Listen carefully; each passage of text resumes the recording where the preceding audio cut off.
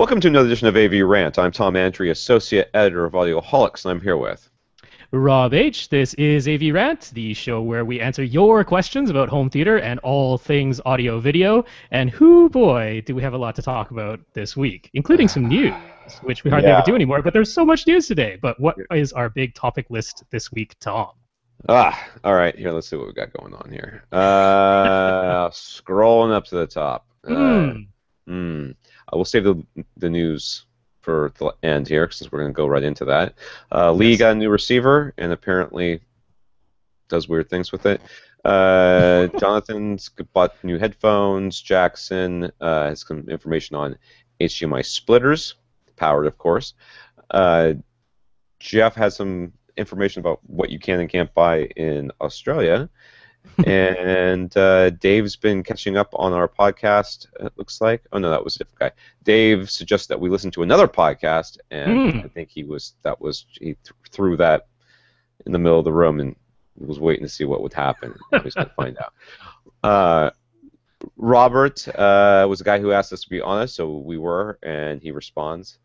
Jefferson, who donated last week, is looking for recommendations for 2-channel amps for under $1,000. So we're going to talk about that. And he has a microphone, a measurement microphone, and wants to know if it's any good, I guess. Whatever. Jared apparently is getting quite the deal on the entire home theater system. And he's curious about DIY corner traps and what we think about them. John, there's a lot of questions. John's got some surround speaker placement issues. Lars is from Norway and wants to know about surround sound and 5.1 and 7.1 placement. Huh? Is this a name? It was a Twitter handle. I don't know if it's really his name or it's all I have. We have a listener from Denmark whose name better not be what it says on this paper, and wants to know why we call on-wall speakers a compromise. Michael wrote to me a long time ago, and I helped him out, and now he's got some subwoofer questions, because of course he does. And Infinite Gary wants to know something about displays, because it's been a week, and he's got a question. Abel, yeah, he said something that could tip off a whole discussion. He didn't want his actual specific question mentioned on the podcast for whatever reason. But he was talking with you about things, and impedance came up, and wanted to talk about that a little bit. So that's everything. Now, of course, the big news that just came out today is Dolby Atmos is coming to the home. Which is exciting. Well, we speculated about it last week with Dane and Marantz with their news that apparently was kind of like a leak that happened last week. It wasn't really like an official release, but someone kind of got the scoop. So nothing was official about Dolby Atmos last week. This week, today, the day that we're recording, everything is very official. Official directly from Dolby and directly from Pioneer, Denon, Marantz, Onkyo, and Integra. They are all going after Dolby Atmos in a big way. So it has been a fun day trying to keep on top of that news, because it's just too big not to talk about it.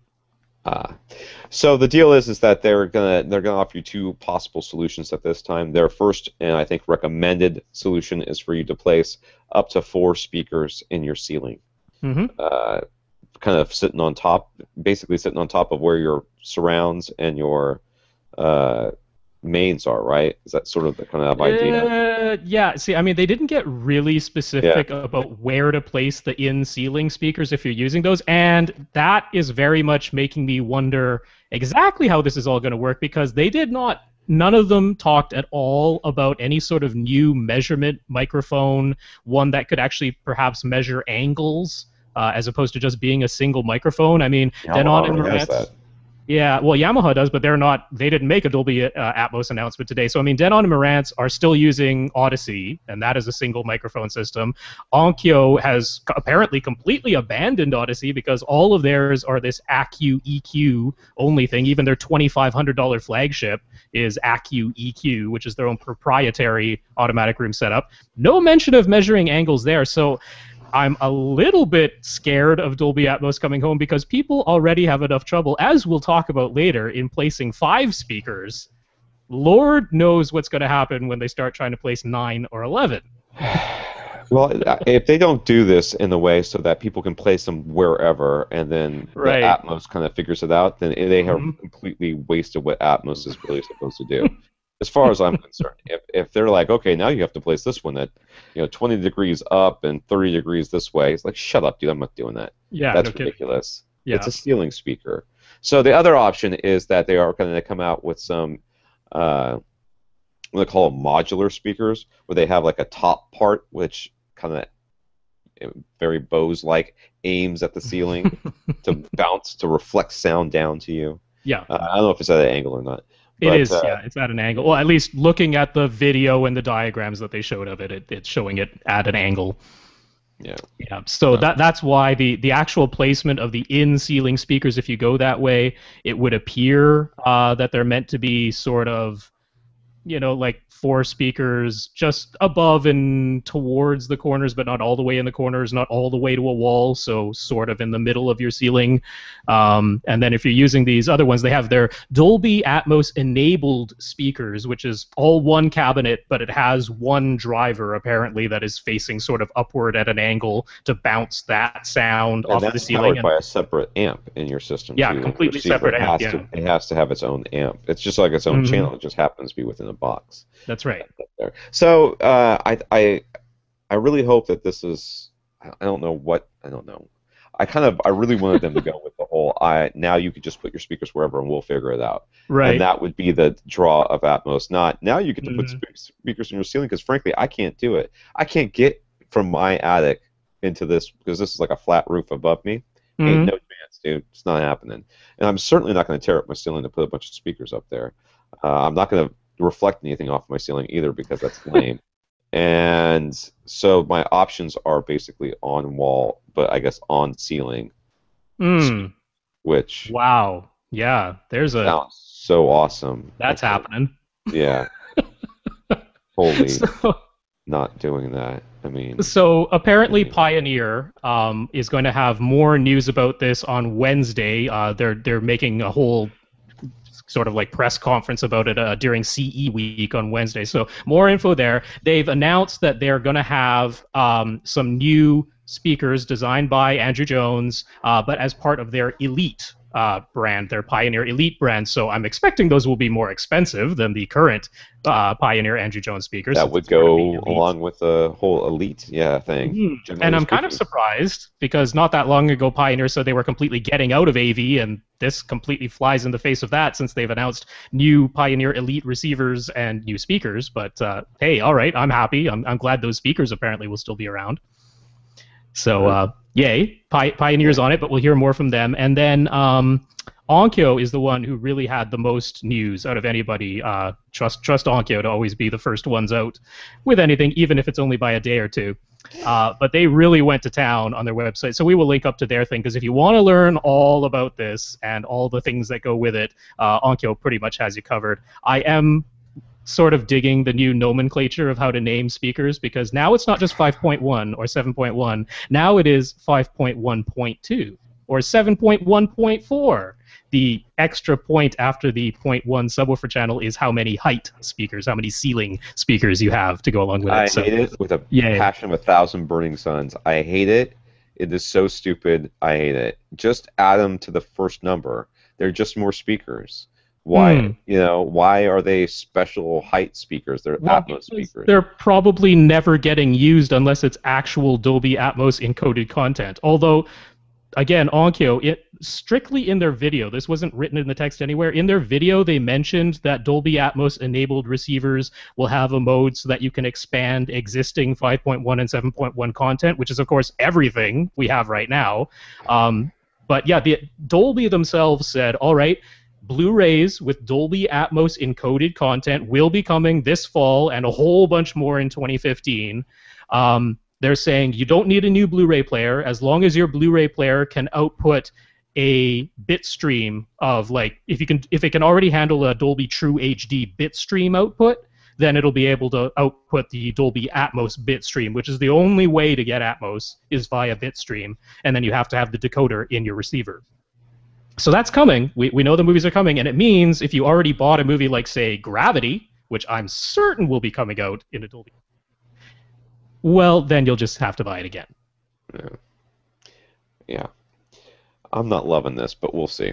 I've been burned too many times by these sorts of announcements for me to get excited about this until I actually see it. I just think that they're going to mess it up. I think they're not going to use it the way. I mean, what this really should be doing is making it easier for all of us, and not just for us people who listen to this podcast, but for all of those people who don't and are like, "Where do I put my speakers?" And they're like, "If you've got Dolby Atmos, you can put them where you like." You know, I mean, within reason, they should be somewhat around you. But it's not going to be that 5-channel stereo front crap that Yamaha has put out, which I hate them for.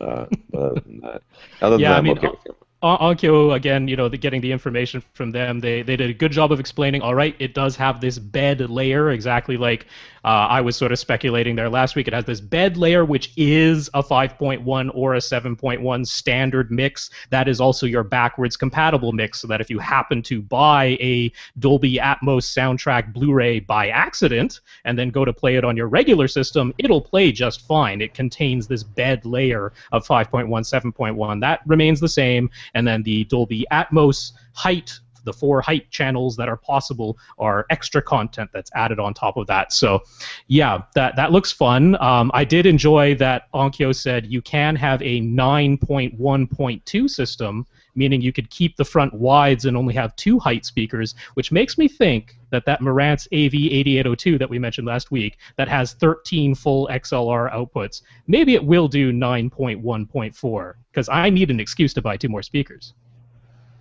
Yes, you do. Where would you even put them? Anyways, okay, so honestly, we're just going to see what happens with this, but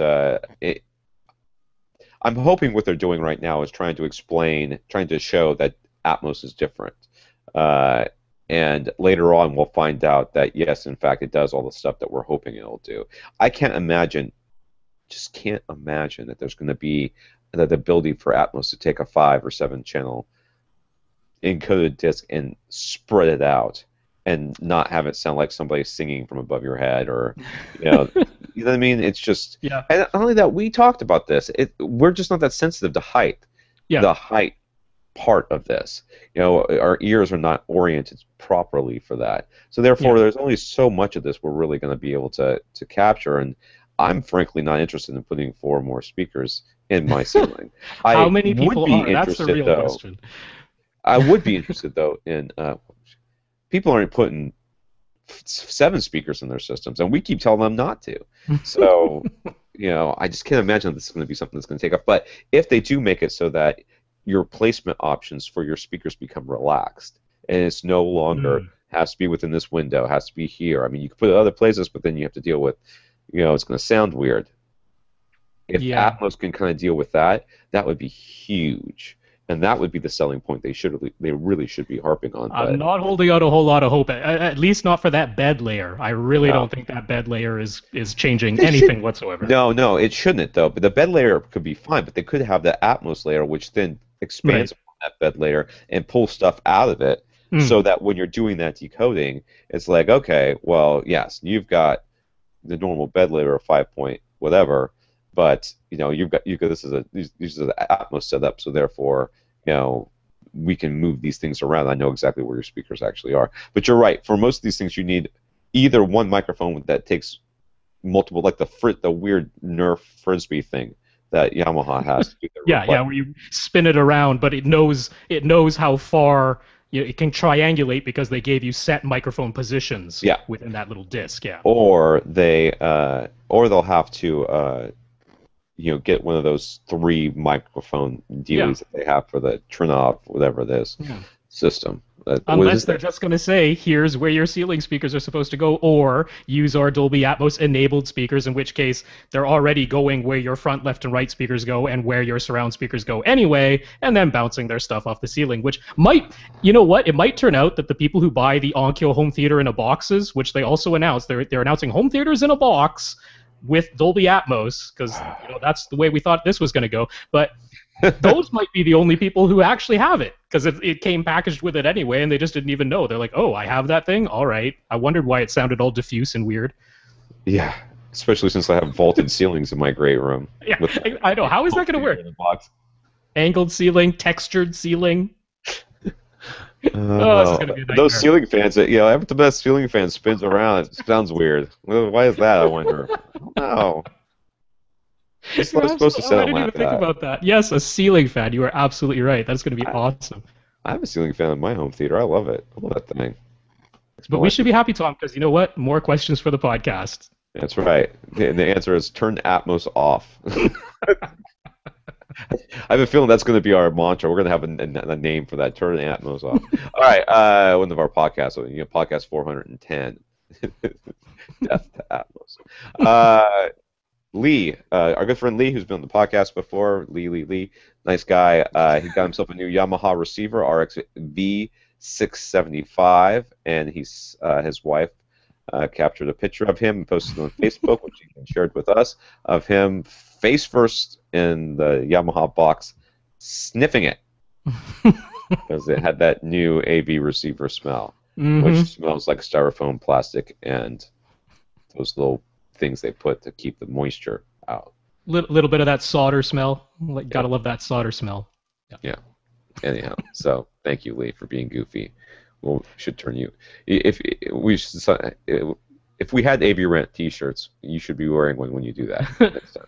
So then take the picture, then you could be a cover shot for us. All right. Jonathan M. last week he was looking for headphones for up to $150 to replace his Apple earbuds. He went with the AKG K240s. Do you know how much those were? Were they $150? Yeah, actually, if you get them on Amazon, they're like $70. So he went like half the price. Yeah. And well, let us know how he likes them once they arrive. He also wanted to ask about break-in period for headphones.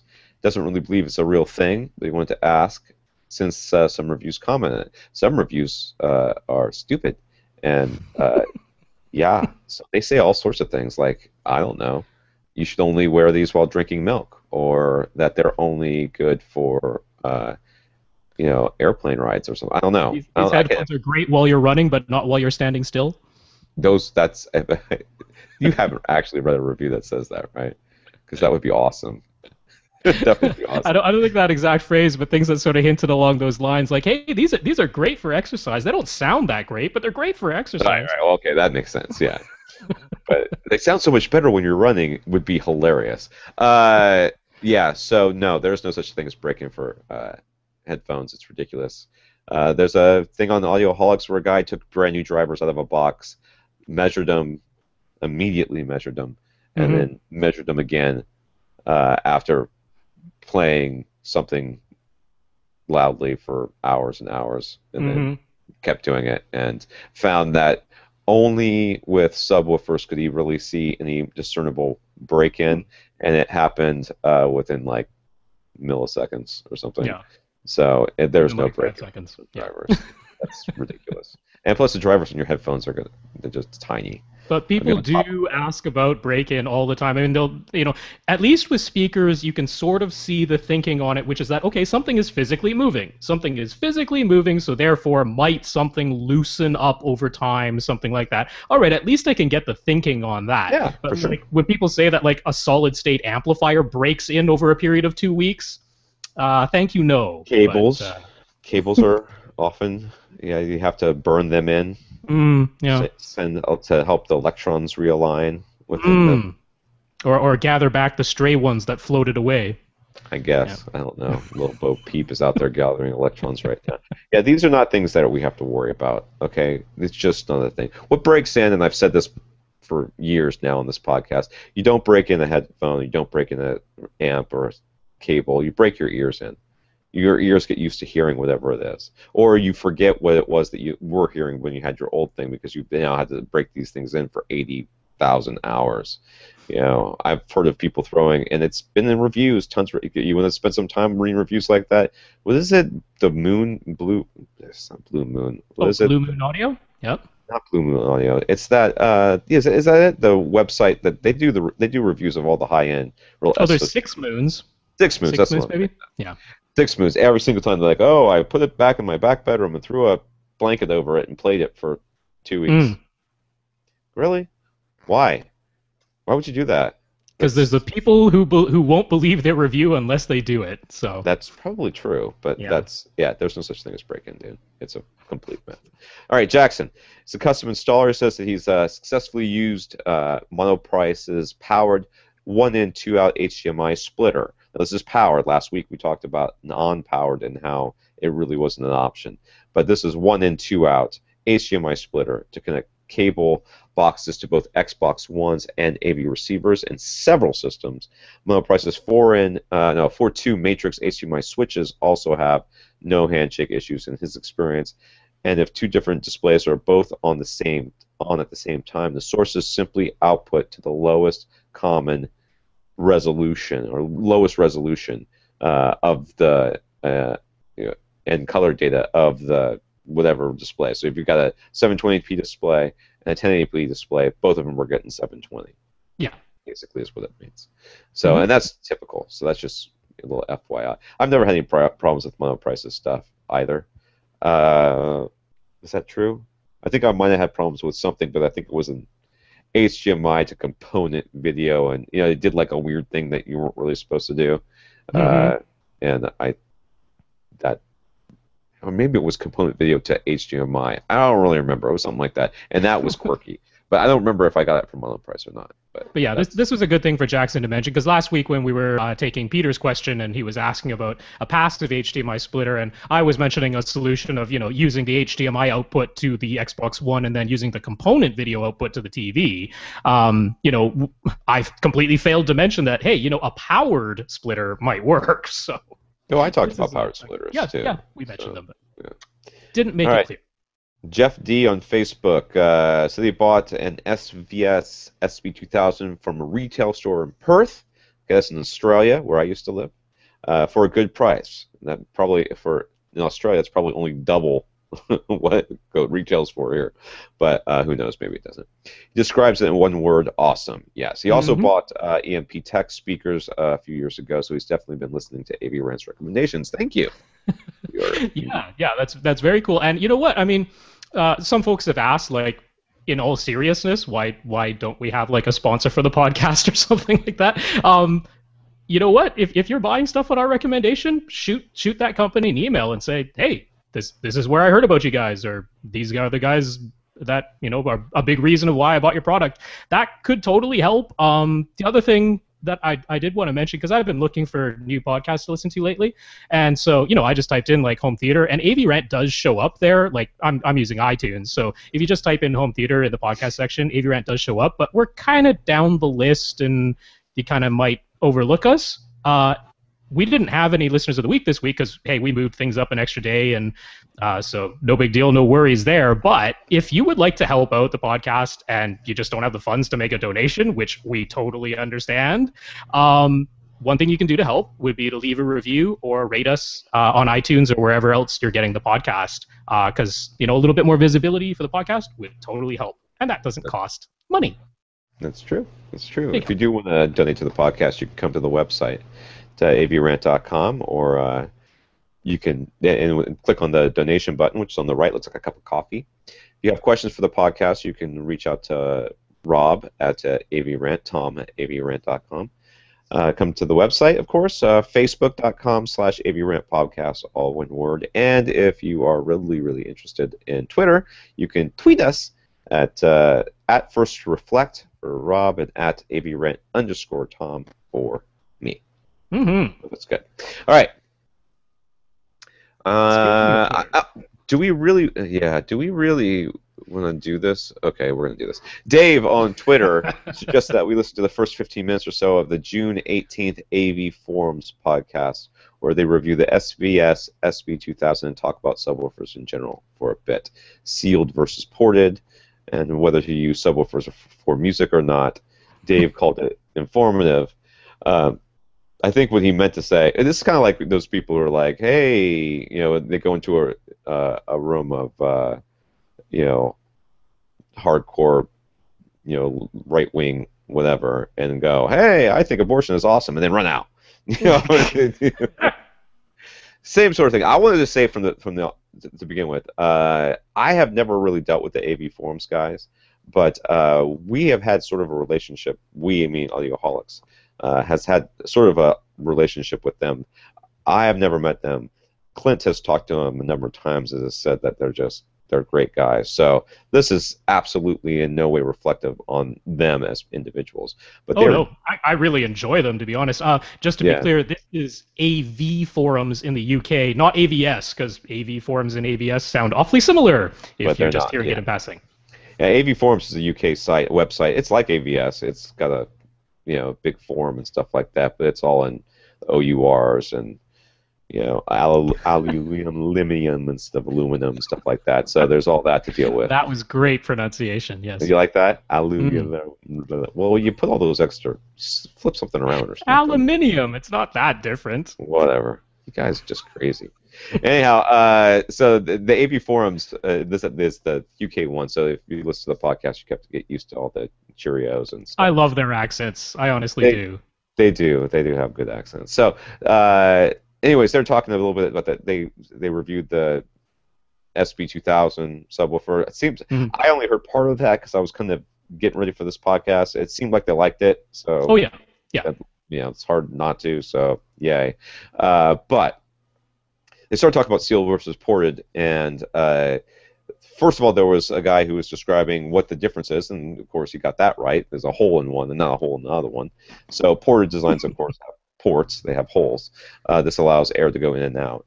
But then he went off on this, I don't know where the hell he went, where he's talking about how this adds noise to your room, which is absolutely not what it does. Okay, it does add bass, and that's taken into account in the design.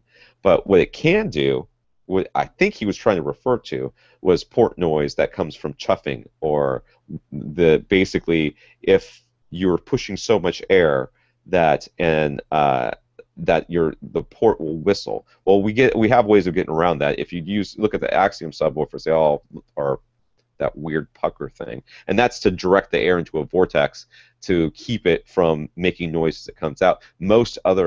Just about everybody else uses just a fluted design, basically a bell on either side that allows the air to pass through without making any noise as it's coming through.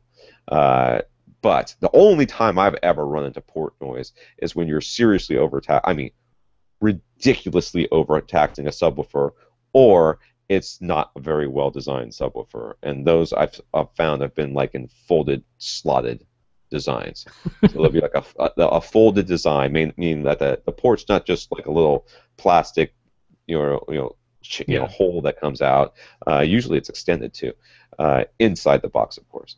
But it's actually folded back and forth to extend the length of the port, and then it's just a slot, meaning there's no fluting to it. There's nothing to really design it, and is in no way designed not to. He did talk about putting things up against walls and how that could cause more noise and stuff. That's really not the case. It was just kind of wrong. Yeah, the thing is that they came down very strongly on the side of pretty much always using sealed subwoofers instead of ported ones. And I mean, they completely failed to mention the part where if you attempt to, let's say you have two subwoofers that use the same driver and the same amp, and the only difference is one of them's in a sealed box and one of them's in a ported box, which is basically the case with the SVS SB2000 and PB2000. It's same amp, same driver, different boxes, one ported, one sealed. They didn't mention the part where if you attempt to make the sealed version play as loud as the ported version, you won't get port noise, of course, because there is no port, but you will get distortion. Way, way, way more distortion from the driver, unless it's controlled with a DSP, which is what SVS does. And if it's controlled, then it will be quieter. So there are always trade-offs. I was going to say there's just trade-offs. You might not get the bass you want, but you will get something, and it might be smoke. Because that's kind of, you're really gonna have to push that driver, especially if it's using the same amp. You're gonna burn up that amp more than likely, even though that Sledge amp is a beast and everything else they talk about. It's not designed to do that. That's why when you see like these smaller, really expensive sealed subwoofers, they usually have like 2,000 2500 watt amps in them. They're Yep. massive, massive amps, and the reason is because it's physics. You want to get a lot of output out of this thing. You got to put a big surround on it. You got to get that thing really moving, and you're fighting all those the air in that box, which you're creating a vacuum when it pushes out, and you're creating pressure, a high pressure zone when it pulls back in. It's just a lot of things to think. Yeah. Now, basically, if you listen to this podcast, at least the beginning part of it, every single sort of fact, in quotes, air quotes around fact, that you will find on forums about subwoofers is repeated here. Okay, none of it's one. Who's the host guy? Phil is the main host. Yeah. And he was like, I run all 4 subs when I listen to music. And everybody's like, oh, how could you do that? And they were making all the gasps about how loud it must be and all the things that people worry about. Yeah. Yeah, and it's none of it makes any sense. None of it's true. Okay, you've calibrated your system so that your speakers and your subwoofers are the same volume. Why would that change for music? It won't. Okay, it will not change for music. You've calibrated your system so that you have even bass response across your room because you've got more than one sub, or you've got a sub that's really well placed, or that sort of thing. Why would that change for music? And at one point the guy said something like, I like to use my subwoofer during movies. It almost sounds like it's coming from a different place, and it's he said it was slower and disjointed, basically. Yeah, the timing was off. It's like it comes late. I'm like, well, your problem seems to be is that you have no idea how to calibrate a subwoofer. That seems to be the real issue here, because if you calibrated it properly, there's none of these things that you're describing should be the case. But this is what people believe, and they'll turn it on for a second and go, oh yeah, that sounds weird, and they turn it back off and they'll go, yep, all that stuff I read on the forums was true. It's not true. And they brought up the thing, I have floor standing speakers that can play down to 28 hertz, plus or minus 3 dB, which means they're basing that off the specs, which, okay, even if that spec is true, and like we say, specs are always fudge, but even if that spec is true and the speaker genuinely by itself plays all the way down to 28 hertz, not at your seat, it doesn't. Out in an open field, in an anechoic chamber, it does. At your seat, that's not how it sounds. Let's give the complete benefit of the doubt. The complete benefit of the doubt is, let's say that not only does the full range speaker play full range, and not only does it play full range all the way to your seat, and not only does your room not screw it up on the way over, okay? All these things are the case, okay? All these things are the case. If that was the best place for you to have your subwoofers or your full range speakers that are playing bass that low, you would have your subs there too. If your subs aren't there, it means it's not the best place for it. Therefore, why would you want all the bass coming from that spot? It's going to get messed up by your room. It's going to get messed up by everything else. It's just not. You just got to think about it. This is a system. And your systems don't change because of music. Systems don't change because of this. It really sounds like these guys run this particular person may rub their sub very hot, and people do that for movies, and I like it too, man. When I put on Pacific Rim, don't think I don't goose the bass a little bit. I know where the setting's supposed to be, so I turn it back down afterwards. But every once in a while, I goose the bass a little bit, just to impress the guys when they come over. Well, that's a really good point, because one of the things is, if you ever tune your system so that your subwoofer is really well integrated, it's integrated the way it's supposed to be, which is you don't even really notice that you have a subwoofer, or preferably 2 or 4 subwoofers, but you don't really even notice that you have them because they just sound like they're part of your speakers. That's the way they're supposed to sound. And so you listen to some music and it sounds fantastic and it sounds very even and everything sounds very uniform, and you can't tell where the bass is coming from. It just seems to come from your speakers. You do all that and then you go and put on a movie and it might sound quieter or less boomy or less thumpy hitting you in the chest, it might sound quieter and seem less impressive because it's not what you were used to or expecting with a big bombastic subwoofer. Guess what? That's how it's actually supposed to sound. That's the thing. I think that's where people really get thrown, because if they're used to or expecting that really bombastic home theater subwoofer, or they're used to car audio with super loud thumping subwoofers, but they actually tune it so their subwoofer sounds good with music, well, all of that just disappeared. So I can get it from that point of view, but yeah. It's not that's supposed fine. to be like that. And like I said, I mean, I'm surely the guy's probably a professional of some sort, so surely he knows how to do it. He's chosen just to calibrate his sub in this way, and it doesn't sound good for music, so he turns it off. Well, that's fine. Right. There's nothing wrong with that. But that's the rest of what he said. Yeah, it's the giving that advice to other people to always turn your subwoofer off for music. That's the part I have. Or always buying sealed subwoofers. I mean, you got a great. Maybe that's fine over there in the UK, where all the apartments are small and rooms are tiny or whatever. I mean, I don't know. I never lived there. I just kind of imagine that they all live in little boxes or something. But over here in the States, where we got some big rooms and some people with some huge rooms, they're hobbits with bad teeth. They. I know, right? I'm just throwing out the stereotypes today. But no, one of my best friends is English, so. Oh, well, there you go. You couldn't possibly have prejudice. Nope, can't. There you go. He really is. His name is Wilf, too, which is I can't imagine a more English name, Wilf. Anyway, the point being is that when you put a sealed subwoofer in a big room, what you end up with is a subwoofer that doesn't sound very good. You really need that ported sub most of the time. It's about your room. Sealed versus ported is about your room, not about the sub, as we always try to say. But the last thing I wanted to touch on, because it was the thing I actually had the biggest beef with, was Ed saying that downward firing subwoofers are always a bad idea because they're firing in a different plane, and there's no way you could ever have the sound arrive at the same time as your forward firing regular speakers because the subwoofer is aiming down.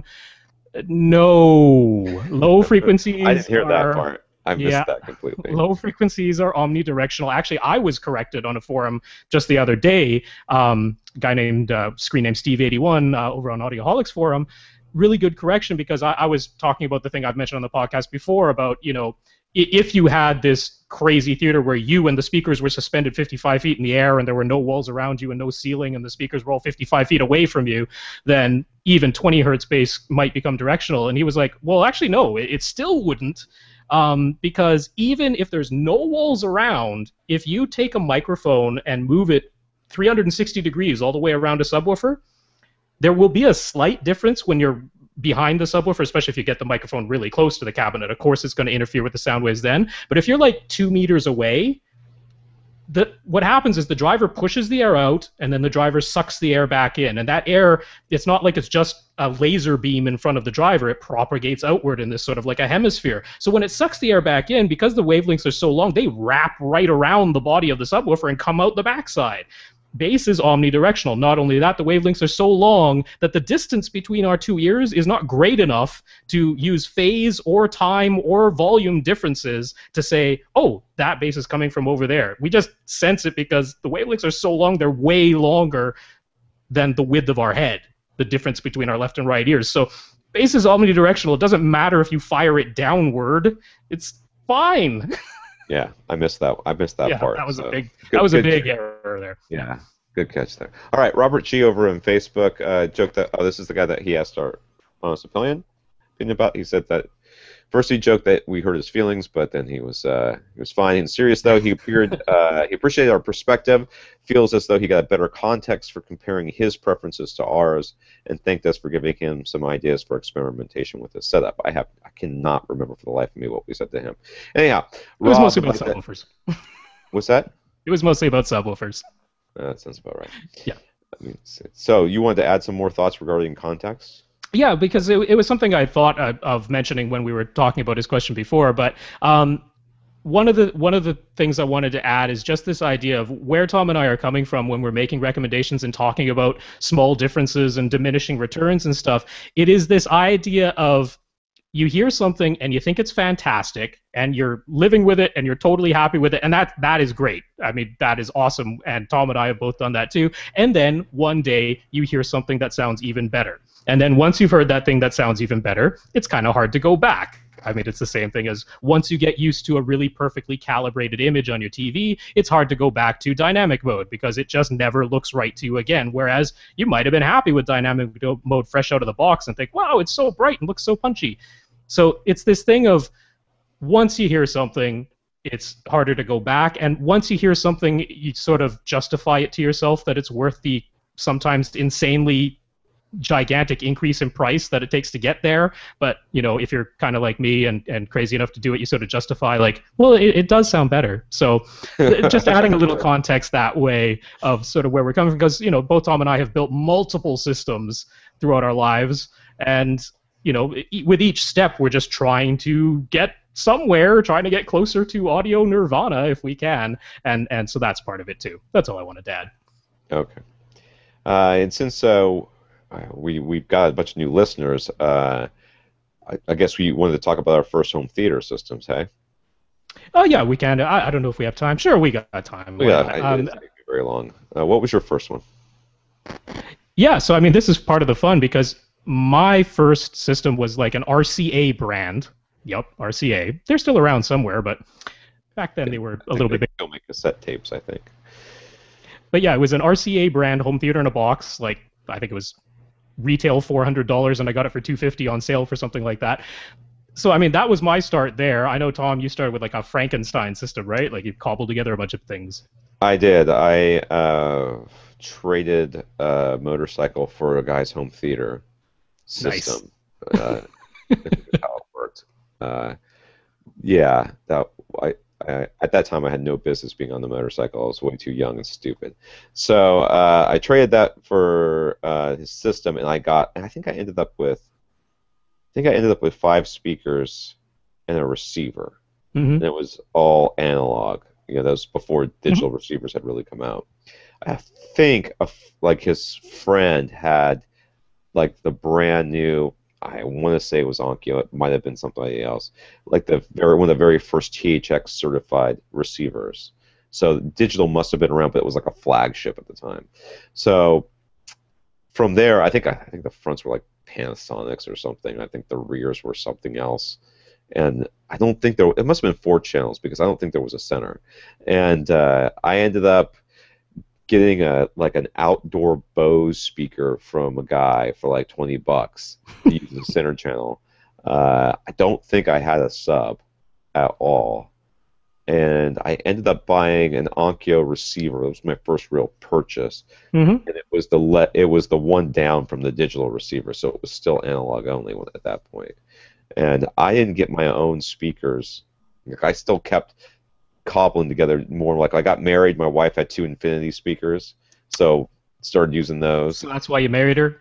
Yeah, right. I bought like $100 sub from Amazon. This is all long before Audioholics, obviously. $100 sub from Amazon for a while. Kind of lived with all that stuff, and then when I finally got married, and she actually had a real job and made money, and we could afford something. When I finally bought something, I bought everything. I bought a Denon, what was it, the 3805. When that nice. Was 3508, or whatever the one was. That was. I think it was the 3805. I think that was right. Yeah. Big one, right? That came out that was so huge. Everybody loved it. It's like $1,000 receiver, and then I got Axiom speakers, including their EP500 sub, and from then on, I've just basically been upgrading from that point on. Yeah. Yeah, I mean, this is one of those things, again, just to add to context, like, I can certainly say for myself, probably the reason I enjoy doing the podcast is simply because, I went from that home theater a box. My next system was like a Kenwood amp. It was the first one I could find that had Dolby Pro Logic 2, which it was coming out at the same time that the GameCube came out, and that was like the first thing that was actually going to use Dolby Pro Logic 2. So I had this Kenwood amp, and I got some Polk speakers because those were pretty much the best ones you could get at Future Shop at the time. Right. And it was like, I was really happy with that system at first. I had this Polk 10-inch subwoofer, which was my first real subwoofer other than, the little 6.5-inch thing that came in the home theater in a box and played one note. But But it was ultimately I ended up wishing I hadn't bought that Polk and Kenwood system because, it was definitely better than the home theater box. But if I had researched more and spent the same money or maybe like a hair more, I could have actually gotten something much, much better. And that is like my real motivation for going to forums and doing this podcast and talking about home theater so much is I want to be able to, anybody who's getting into this or has just, really piqued their interest in home theater, it's like, I want to help you not feel regret, ever, to always really, really love everything you bought and get the absolute biggest bang for your buck, because it's a lot of money. No matter what it is, it might be $200. That's still a lot of money, because if that's what you have to spend, that's a lot of money to you. So that's where we're coming from. Yeah, I mean, to give you some context there too, when I had my Frankenstein system, I would go to people's houses where they had Bose systems, and I would be like, "Oh my God, this sounds so amazing!" I would just be so blown away by it because it was so much better than what I had. I mean, I had one of my rear speakers had a torn woofer. It used to drive me absolutely bonkers, and I duct taped it and everything, man. It was full on. It was full on. You'll notice too that I haven't talked anything about displays, and that's because my display, I bought when I was first in college, and I didn't realize what managing my money was. I bought like a Toshiba, I don't know, 24-inch or something. It was really small. Tube television, CRTs, because back then that was before, and I lived with that until I got married. See, my first HD ready TV, because it wasn't an HD TV, it was an HD ready TV. Remember those? I went with a 4:3 aspect ratio rear projection Hitachi. I mean, I made all the wrong decisions. All the wrong decisions possible. 4:3 rear projection. Oh, I've been to people's houses and you see these rear projection TVs. I'm like, oh my God. They're like. I mean, at the time, all TV was still 4:3. Yeah. Didn't have very many DVDs. Video games were still 4:3. So that's what I did. Hey. I remember the first time I saw a plasma, like a 50. It was like a 50-inch or whatever it was, and it was in some store, and it was widescreen. And I was like, that's stupid. Why would anybody want that? And then here I am. That's the progression. All right, let's get to the questions for this week. Jefferson, who donated last week, he's looking for some recommendations for 2-channel amps under $1,000. That's pretty easy, dude. We can definitely do that for you. Yep. Because there's lots of really good amps for under $1,000 that only have 2 channels. In fact, I can think of a couple of 7-channel ones that'll do it. He's expanding his 5-speaker setup to 7 speakers. He already has an Integra 9.8 Pre-Pro, Atlantic Technology 450 speakers all around. Okay, and he's got 2 SVS SB13 Ultra subwoofers, which are the top of the line sealed SVS subs. Probably sounds amazing. And he's got a Bryson 9B-ST. I don't know. I guess probably stops there. It's a 5-channel amp, 150 watts per channel. Yeah, 150 watts per channel, 5-channel amp. He'd like a 2-channel amp to power his surround back speakers that will closely match his Bryson. He's using different speakers. He's got B&W 600s from the other 5 for the time being, though he might upgrade these 2 speakers in the future. So he's going to upgrade the B&Ws to Atlantic Technology. Does Atlantic Technology exist still? I thought they were. Yeah, heck yeah. Oh yeah. Why did I think they were closed down? I must be thinking somebody else. There's Acoustic Research who closed down. Maybe you're thinking that A name. Maybe that. He's also considering height or wide speakers or maybe Atmos speakers at some point. Yep. If he does so, he'll want more of these same 2-channel amps as he expands. He also says it's quite a mess of cables, but let's stop there. All right. So, 2-channel amp, thinks he might need 4 or maybe 6 channels in the future. What we're kind of thinking here. So something he can get and then get into. And he wants something to match his Bryson. Now, I'm not one to believe that amps can really sound different, especially at this level of speaker. The only time I haven't heard it myself, but I've heard people I know say that an amp sound different is with speakers that were extremely difficult to drive, and therefore the different amps would behave differently with them, and I think that was a completely different situation. Most amps, as long as they're not going into clipping or having any sort of distortion issues anywhere along the lines, will all sound basically the same, as long as they're all linear amps. Some amps are not linear. We've had problems with digital amps that are not linear. Yeah. And some amps become non-linear when you're trying to drive them into a really low impedance or something. Right. Yeah. Right. But the LAN technologies are not speakers that, and I'm a fan of the LAN technology speakers. I've heard them before. They're really they have They're one of the few remaining choices for genuine THX certified speakers. They exist, yeah, and they have great off-axis response, so you don't have to tow them in or anything. You just throw them up you throw them up in your room, and you're good to go. I've tested them. You towing them in, you're like, oh, this is a complete waste of my time, and they sound great, just point straightforward. So I won't have any problems with any possible amps, two-channel amps. I mean, my go-to amp manufacturers are Outlaw, Emotiva, ATI, not in that order. Emotiva, Outlaw, ATI, I guess would be. No, I don't really care. I guess whichever's cheapest. That's why Emotiva goes first. Probably Emotiva, yeah, for a two-channel amp. I mean, the thing is, he's looking to power his surround back speakers. That's what I'm saying. Like we talked about, if there's anywhere to skimp in your system, it's on the surround back speakers.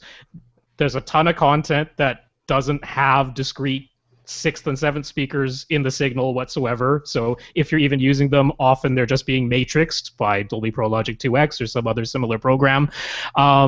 They're behind your head, where we just plain don't hear as well.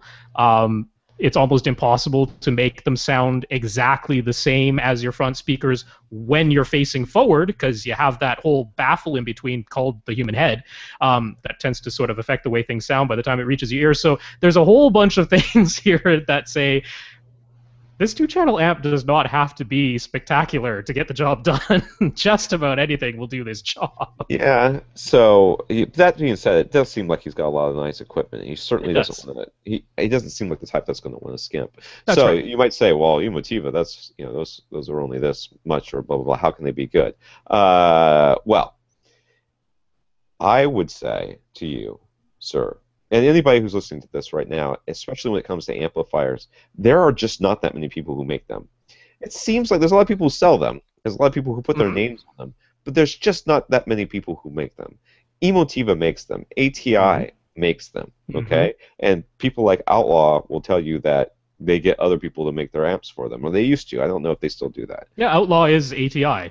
Basically, yeah. Okay, that's what I thought. They always were in the past, but I hadn't really detected that. But you can kind of look on the backs of amplifiers and go, or if they give you internal shots, you go, well, that looks awfully familiar to me. And in fact, if you go to Bryson's website right now and you look at some of their high-end two-channel amps, like the big monoblocks, and well, that's obviously not two-channel, but the big monoblocks, the big two-channel amps and stuff like that, you can compare them to what's on the Emotiva site, and apparently Bryson thinks Emotiva is good enough. Yeah, I can't say it for 100% certain, but just going by the internal shots, which are not identical, I will grant you they were not identical, but they are very, very similar looking on the inside to Emotiva's. So, and all the specs are like kind of identical. Just putting two and two together. Now, that being said, the Brysons that you have are not, do not look to be Emotiva clones. They're probably ATI clones. They could probably are. Sorry. They have the same modular design as ATI's amps do. Yeah. So, and Emotiva dropped modular designs like 1 billion years ago. So, yeah. So, that being said, ATI or Emotiva would be my recommendation for you. You could get away with something less, some sort of distribution amp, but if you're going to save some money, this is the place to do it. This, and when you decide to put your Atmos speakers up, which will get almost nothing to play ever. So I mean, the one thing I will say about amps where I have definitely heard a difference, because I don't believe the whole, there's some people who say amps never sound different and they can't possibly sound different. I don't buy into that. I've heard differences. Like Tom says, it's usually when you have peculiar speakers that require some very odd power output into certain frequencies, and the amp becomes nonlinear. And some amps respond differently. But the other area where I've definitely heard a difference is noise floor. I talk about it all the time on the podcast because it's my pet thing is noise floor. But this is when you've got your system on, it's all powered up. Maybe you have the dial on your receiver or your processor turned all the way up to 0 dB because you're about to listen at full reference volume. And weird like that. You have hearing loss. you're just sitting waiting in silence for something to start playing, and you can hear this soft hiss coming through the tweeter of your speaker if you're close enough. And that is the noise floor. That is the idle noise floor. You totally don't hear it as soon as something starts playing, but I'm crazy enough that I'm sitting extremely close to my speakers right now, so if there's any sort of idle noise floor, I can hear it, and there are differences there. Some amps are quieter at idle than others. It's one of the reasons I really like ATI. It's one of the reasons I really like Anthem. Anthem's a company that Tom didn't mention. I didn't mention them, you're right. They tend to be pretty darn pricey for what they are, so might not even fit into this price class that Jefferson is looking for. But I do like Anthem overall. They are very, very quiet in the noise floor. I would get the smallest, cheapest Emotiva amp that they offer, and then try to find anybody else that can undercut them, and then I would get whichever was the cheapest, because this is surround backs, and you're really not going to hear anything. You're not going to hear a big difference here. If you're thinking later on down the line you might use it for something else, then okay, spend the extra money, but I really don't see this as an issue. He also says, this is all still part of the same question, he also says quite a mess of cables behind his gear. So he's wondering if balanced XLR inputs or balanced XLR cables would be a good idea so that he can avoid picking up interference. That being, it begs the question right here, are you picking up any interference? Because if you are not, then don't worry about it. Because when you start picking it up, you'll know. I ran into a problem with an Emotiva amp, as a matter of fact. Real old one, they don't sell it anymore. It was the box is right there. RPA1 and the RSP1. Okay, what it is those older two-channel processor and amp. And I think it's analog only too. I think I have to go look. I don't remember, but that was their reference stuff. I think it was, yeah. And what I was doing is I was getting through the unbalanced, the normal RCA. I was getting, like, I don't remember if it was humming or hissing or something. I was getting something, and I actually sent the amp and stuff back to Emotiva, and they're like, "Oh, there's nothing wrong with it." I'm like, okay. So whatever it was, it didn't fix. It never got fixed. So I just bought some XLR cables, and it was gone. So if you're not having a problem, then just clean up your wires. Get some twist ties and clean up your wires. Zip cables and clean up your wires. But this is just not something I worry about, to be honest with you. Because if the problem exists, you'll know it. And if you're not having a problem, I would not worry about it. If you want to run XLR, it's certainly not going to hurt anything. It kind of looks cool, but you're the only one's going to see it. So yeah, I mean, the way a balanced signal works is that it takes, I mean, there's only one waveform. Whatever you're listening to is one waveform, but a balanced signal, what it'll do is it'll take that waveform, it'll duplicate it, and it'll invert one side. So now you have two versions of the waveform that are exactly, one is just inverted version of the other. And so those two sides get sent down your cable. When we say XLR, that's actually just the type of plug that goes on the end. It's a three-pronged plug that goes on the end, which is capable of carrying a balanced signal. So the signal goes down, two of them side by side, one of them inverted, and then when they get to the other end, you put them back together into one. And that does two things. First of all, any noise that was picked up along the way, because one side was inverted, now you flipped it back over. So any noise that was picked up equally by the two sides, and when you flip it back over, now you have an inverse on one side of the noise. So the signal is back to both of them being the same way up, but one side of the noise got turned upside down, and that cancels it out. So that's how it cancels any noise that gets picked up along the way, and that's why you'll see them in professional settings where they're running, many, many yards or all the way around a stadium or something like that, right? There, it's acting as a gigantic antenna. It is going to pick up noise. It's a good idea to use a balanced cable. But in a home system with really short runs, not terribly likely you're going to pick up noise, and you're not going to pick up noise from interconnect to interconnect. The low-level signals that are just carrying the signal, those things are so low in power, they can't really induce noise. They're susceptible to picking up noise from high-powered things like your power cords or your speaker wires, which you'll notice your power cords and your speaker wires are not shielded in any way because they're so high in power that they're not susceptible to picking up noise. They're susceptible to giving it off. So, and no one tries to stop that from happening. yeah, if you've got a spaghetti mess of wires, but it's interconnects, as long as they're shielded cables, they're not going to interfere with each other. Yeah, that's my take. So you can, if you're worried about it, you can either practice some good cable management and keep your power cables away from your interconnects, or you can do what they suggest, which is to, if they have to run across each other, run them at a 90-degree angle. Run them perpendicular to each other, so they go straight across, but not like twisted around each other, where they have lots of chances. Or you could do what I do, which is just shove them back there until they get out of your way, and then turn it on and go, I don't hear any noise, and then go on with your life. So again, I think I'm trying to save you some money here, dude, but you can feel free to spend it on whatever you want.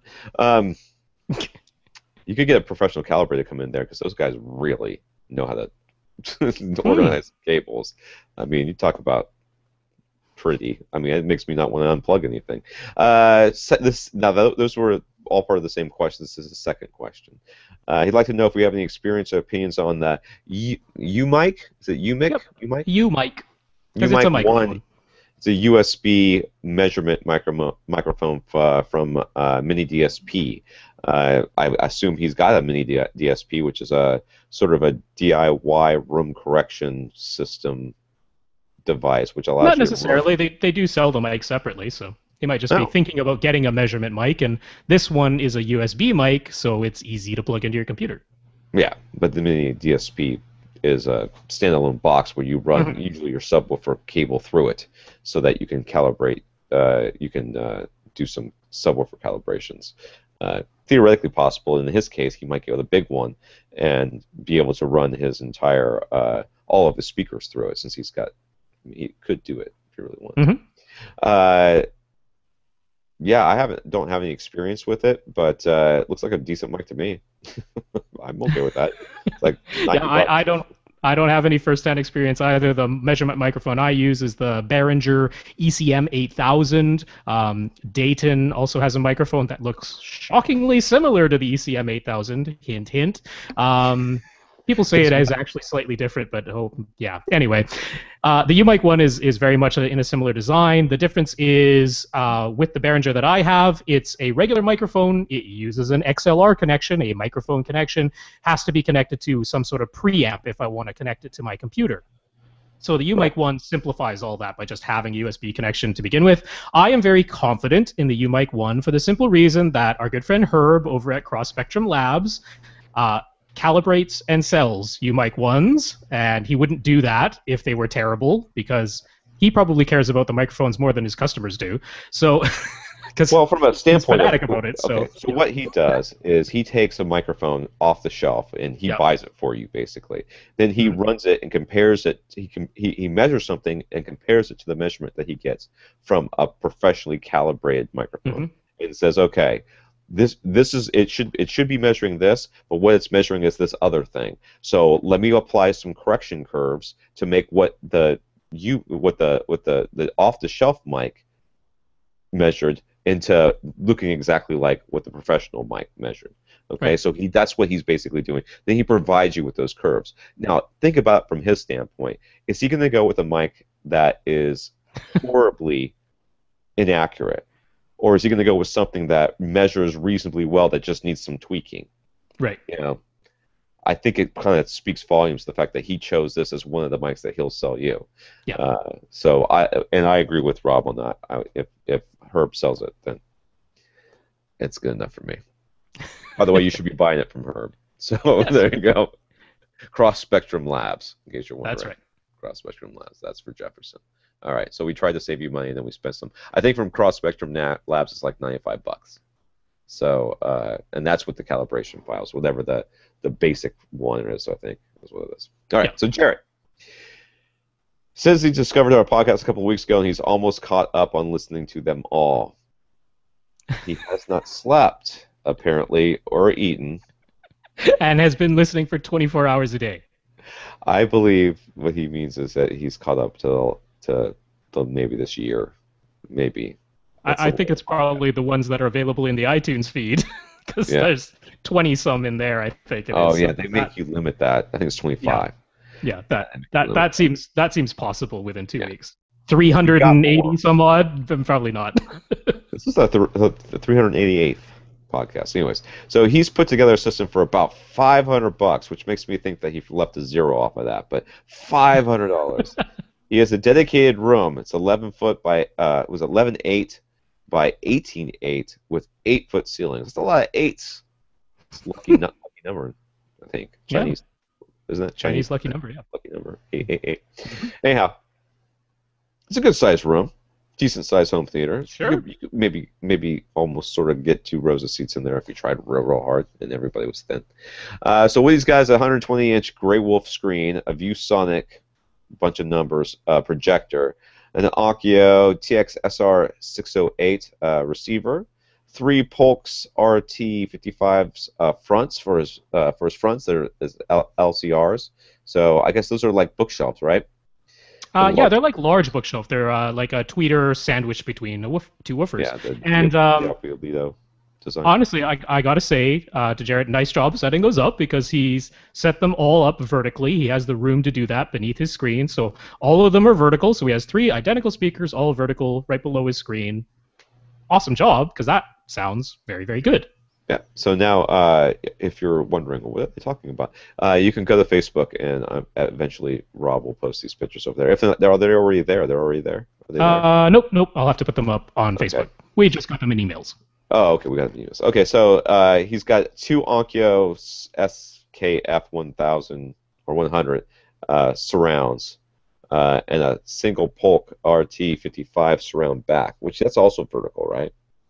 I can't remember offhand. Anyway, so. It's a surround back speaker. I have it open. I think I have it open. I did my research this time. And he's got 3 different subs, it looks like. Mm-hmm. From like 3 different home theater in a boxes. They're all 8-inch subs. None of them particularly fantastic, but hey, man, he got all this for $500. So what he's got apparently. himself that's awesome. is a really nice, much nicer than mine Frankenstein system, except for the subs, which since I didn't have one, it couldn't be worse than mine. So there you go. He's got HDPC and a Sony Blu-ray player. He's buying 2 used Mirage FRX S12 subwoofers to replace his 3 8-inch subs, which is probably a good idea. I don't think I've ever really experienced Mirage speakers, except maybe on the show floor, which is not very good. I mean, they used to be part of the same parent company as Energy and Athena back before all of those companies got bought up by Klipsch, who themselves got bought up by somebody else. So, yeah. Yeah. Anywho, so this is just information for us, or are we supposed to be commenting on that? No, that's just the backstory. Oh, wow. I shouldn't have. Okay, I should have just said Frankenstein system and gone on. This podcast would have been 5 minutes shorter. No, I mean, the point there is, I believe he got pretty much all of this stuff used, and it shows you what you can do for a very, very limited budget, and it can be pretty darn awesome, I have to say. So, awesome job. Is that ViewSonic's the business class projector? Yeah, I believe so. Yep. Oh, it's going to be still, man. I mean, he's got a projector and a 120-inch screen. How many people have that? Yeah, a dedicated room. That's what I'm talking about. I know. Speaking of dedicated rooms and screens, I finally hung my daylight screen. Oh. So it's hung, but I lost the remote, so I can't get it down. How useful. I know. What am I going to do? I contacted Daylight, and I was like, well, how do I get this thing down? They're like, well, here's the codes. Here's the IR codes. I'm like, and they're all in like hexadecimal or whatever the heck it is. It doesn't do me any good. Anyway, so now he's curious about DIY sound absorption panels. Okay, he's built 5 of them himself. I'm hopefully on my design, but with a router. And he's put 5 of them up on his side and back walls and says that to his surprise they made a big difference. So now he's curious about corner traps. Like our opinions on cutting a bunch of triangles of rock wool and stacking them in his corners. Now, this has been around for absolutely ever. They call them, what do they call them, corner chunks or something like that, or yeah. There's a name for it, super chunks. Super chunks, that's right. Yep. Yeah. So what they basically do is you take and you buy either that rigid fiberglass, or you buy the rock wool, which is basically, it's not the same thing, but it has the same just the same thing. It's a rigid fiberglass board. It's the stuff you would normally put inside your walls as insulation. Yeah. That's and this stuff actually usually goes in ceilings too, because it's rigid and you can just kind of shove it into the cavity and it stays. Unlike the pink stuff, which will fall. Theoretically, I'm thinking about in places like that have like drop ceilings and stuff. So, anyways, this stuff's great to work with. It's easy to work with. It's a pain. But basically, I took a kitchen knife and I was just, that's how I did it. Because you can do it with a razor blade, but it takes forever. Well, people use those little like electric turkey knives, Yeah. Oh, those were turkey, great. those electric ones. Yeah. Works good. Yeah. So basically, what you do is you cut those into triangles and you stack the triangles in the corner. Usually, about on the 8-foot ceiling, you're going to want to put 2 shelves in there, so that you split into 3 little cavities, and the shelves just help support the weight, so that the bottom ones aren't getting crushed, and for stability. Okay, so you shove them all in your corner, and then you put something. People put some sort of something in front of it, so there's just not like rock wool sitting there. So and there's a forum post. There's a couple of forum posts that you can find. People post pictures about what they've done. Corner trapping is great for bass. It's just physics. The bass waves propagate there. They bounce around. So if you can catch them as they're going through, it's a pretty great solution. You can talk to the GIK guys, GIK. Yeah, I always want to say JIK. The GIK guys will they sell their tri-traps, which are a triangular trap, which I have some of, that you place in your corners. But this way you get a floor-to-ceiling coverage, whereas the GIK ones usually either you're like in my room. In my old room, it was a little bit taller than 8 feet, so they kind of didn't really fit right. And in this room, it's just a little shorter than 8 feet, so now they don't fit. I can't stack 2 on the top of each other. It doesn't really fit. So I am actually interested in doing these super chunk corner trapping at some point once my wife lets me start spending money on home theater stuff again. Yeah, for anyone who's wondering why this could improve your system in any way, it's all about reducing residual energy. So if you imagine the signal is telling your subwoofers or your speakers to play a certain note for a certain length of time, and then it tells it to stop. And we talked about speakers themselves having inertia, and so they don't all just stop on a dime, and so that means they're producing a little bit of residual energy that they're not supposed to produce. That's from the speakers. But then you have to think about your room. The sound waves are echoing around your room. They're bouncing around the walls of your room. So even if the speaker or the subwoofer stopped on a dime when the signal said to, there's still going to be residual energy, especially from bass sound waves that are very long and very powerful and like to bounce back and forth between your walls for a long time. And they're not supposed to. The signal said stop. It's supposed to be silence. So having absorptive material in your room just helps to, it literally turns that sound wave energy into heat instead. It converts it into heat by forcing it to go through another material. So one of the things that I don't usually see done with these super chunks, but Glenn over at GIK Acoustics does this with the tri-traps, and it is sort of recommended, is to have some air gap in behind the panel. So in other words, normally if you would cut these triangles and you just stuck the triangles directly into your wall, it would just be this absorptive material all the way to your wall. So if you sort of chop off the tip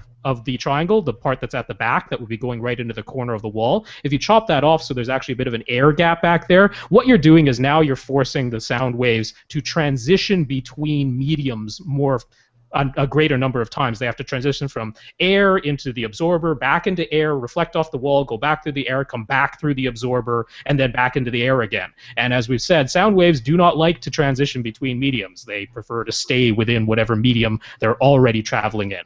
So having that air gap back there is one way to make them even more effective, and it's pretty easy to do. You just chop off the tip at the back.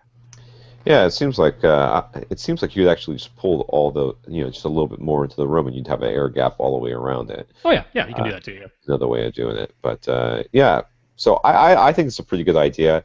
If you're handy with your woodworking, that you can make it look really really nice pretty easily. Miter saw, a router if you have one, and you can build yourself a nice little frame. Now, what he does say is that he'd like any advice on how to continue improving his system. Obviously, you're going to want to be careful when you place those subs. We've talked about that a bunch. I assume he's already got that one down. But I was looking at his system here. I wonder what he would think if he took that center channel of his and that surround back center back thing that's probably not doing him any good anyways, and took those two speakers and used them as surrounds. And then had a 4.2, it would end up being just to try it. So he had two fronts. Yeah, so no all center the speaker, in other words. So every single speaker would be the same. The Polks RT35s they're all RT55s. So two RT55s up front, two RT55s as a surround, and then just to test it. Okay, I wouldn't suggest you get rid of your center channel forever, but just for a test. I wonder what that would sound like. I wonder if he would notice a difference in his system rather than using those surrounds, those home theater in a box surrounds that he's got. Right. I would suggest doing that. Yeah, I mean, my only real suggestion, because I mean, obviously suggesting spending tens of thousands of dollars is one way to improve the sound of your system, but that isn't what we're looking for here. It's difficult for me to say this genuinely, because my recommendation would be to start getting yourself some measurement equipment, like the UMic 1, for example, and Room EQ Wizard, which is a free software program. Because when you're starting to deal with acoustic panels and things like that, it's nice to be able to actually confirm your results with measurements. It's nice to see if maybe positioning those acoustic panels that you have on your sidewalls and your back wall, positioning them slightly differently, or getting an air gap behind them or something like that. It's nice to be able to sort of confirm that with measurements. But I mean, we're talking about he builds his whole system for $500. Is he going to spend $100 on a mic so he can do measurements? I don't know. But that, in terms of ways to continue improving the system without spending a ton of money and replacing all the equipment, I'd look to maybe start measuring. So he says he has a dedicated room. I wonder if it's light controlled too. That might be a cheap fix. Well, I mean, he's using the Grey Wolf screen, I think, because he has white colored walls, and he wanted that ambient light rejection that the Grey Wolf provides. There's a way you could improve your system on the video side, would be to paint your walls. There you go. Which doesn't have to cost a ton. No, it doesn't. Always buy another one more gallon than you think you need, because I never buy enough. I always find myself running out and having to run back to the store and being all angry about it. So those are our suggestions. I suggest messing with your speakers, and Rob's just paint. And measurement equipment, and maybe curtains. John B. over on Facebook says he has a new, smaller home theater, and because of the layout, he cannot position his surround speakers directly across from each other. One will have to be about 8 inches ahead of the other one. 6 inches, sorry, ahead of the other one. This is a problem. What's the best way to compensate? Are either of them behind his head? Did he say that? I don't know if they're behind or slightly in front or directly to the sides. Yeah. I don't think it would be much of an issue if they're both basically behind you, because you can compensate for this by, towing it in, or obviously the volume issues would be kind of sorted out by your receiver. But if one's kind of in front of your head and one's kind of behind your head, that's going to be a problem. not one that's insurmountable. No? I have a feeling that. Well, no, I mean, I have a feeling that what you're going to end up doing, you're going to end up sort of getting used to it, and with good calibration and making sure everything's at the right volume level, you can kind of get used to it. But you can also tow them in so that they're now no longer firing directly at you. They're now firing backwards behind you. That's right, yeah. either at the back wall or just like kind of over your ears, and try to sort of trick your head your ear that way. Yeah, yeah. I mean, this really is not a big deal. It's not a big problem. They don't have to be perfectly aligned. I mean, I sort of replied on Facebook saying, okay, if you were building a room from scratch, this isn't the way you would design it, from scratch. But if this is what you've got, this is not a gigantic problem. You're talking about a 6-inch difference, one being slightly ahead of the other. Definitely not a big deal, and I totally agree with what Tom just said. If you find you're in a situation where they're right beside your head and one's kind of in front of you and you can sort of locate it as being differently, aim them so that they're firing more towards the back wall, and there it is. Should be fine. Play with the angles. I did in walls for my parents and in their house in North Carolina before they moved in with me. I had it. Hey, man, I had it all planned out. I'm gonna put one there, one there, one there, one there. I knew where everything was going to be. Never thought to think where might the studs be. And by the time I figured it out, I figured out that the studs were not where I needed them to be, so that the speakers could be placed directly across from each other. It's too late. We'd already got the speakers and everything. So what am I going to do? I had no choice. Just made sure they were both behind their heads. But they were at least 6 inches difference. Never once came up as being an issue because they were behind. They were both all behind them. So it's not something to really worry about. I don't think. As long as they're not one in front of you, that's where you're going to end up having to actually physically do something. Lars from Norway. Yay, international. Does Canada have a team in the World Cup, or did they have a team? We do not. No. Aww. We're doing pretty good. I know. You kind of choked at the very end of that last game. Your coach saying that you had no chance apparently was just the motivation they needed. So we like to be the underdog. That's part of it. I watched apparently I am good for the World Cup because I don't really watch soccer that much. I did more when I was in Australia, but whenever rugby wasn't on, because I love watching rugby. But they. I flipped it on, and it was the Mexico, whoever it was, Brazil. No, not Brazil. It was Mexico and somebody else. Oh, Serbia? I think it was Serbia. Anyways, Croatia. That's who it was. Mexico and Croatia game. It was 0-0. I turned it on, and within 5 minutes, Mexico scored 3 goals. I'm like, ooh, ow.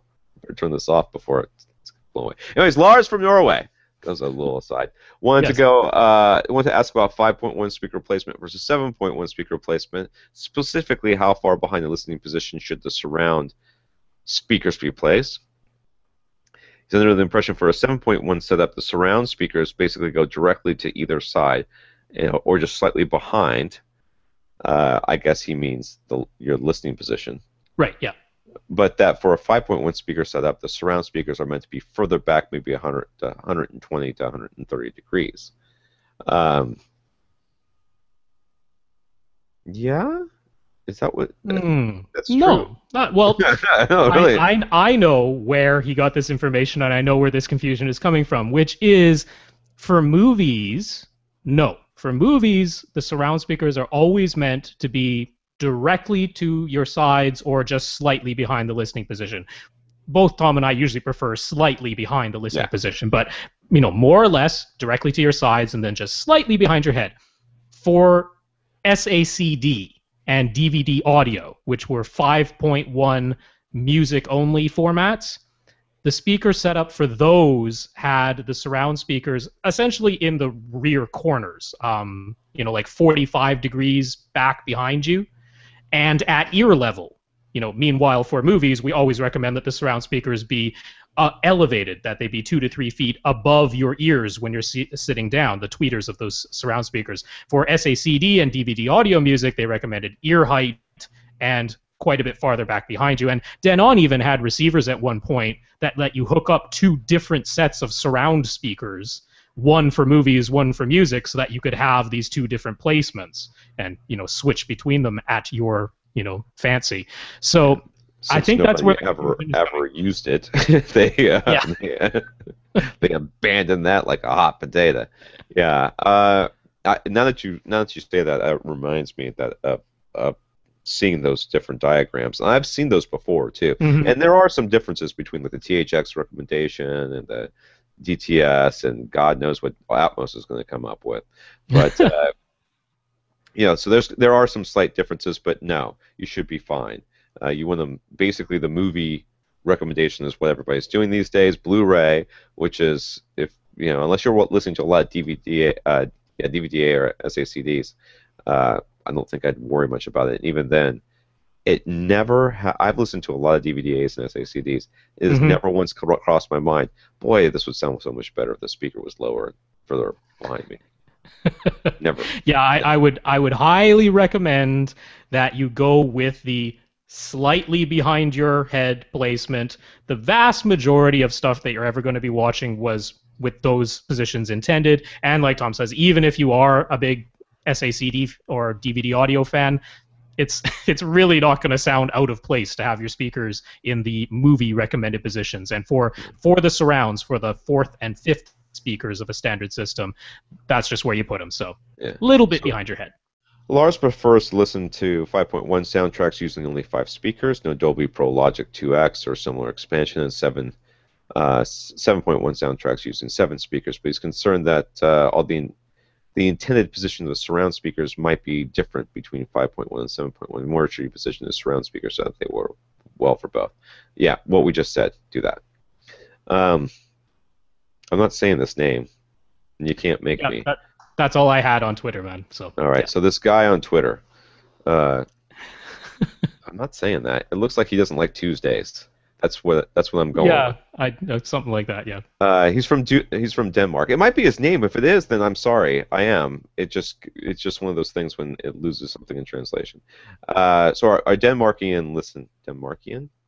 I like that. Denmarkian listener mentioned on Twitter that he's heard us say on-wall speakers are a compromise on a number of occasions, but we've never really explained why. So what are the reasons for saying that?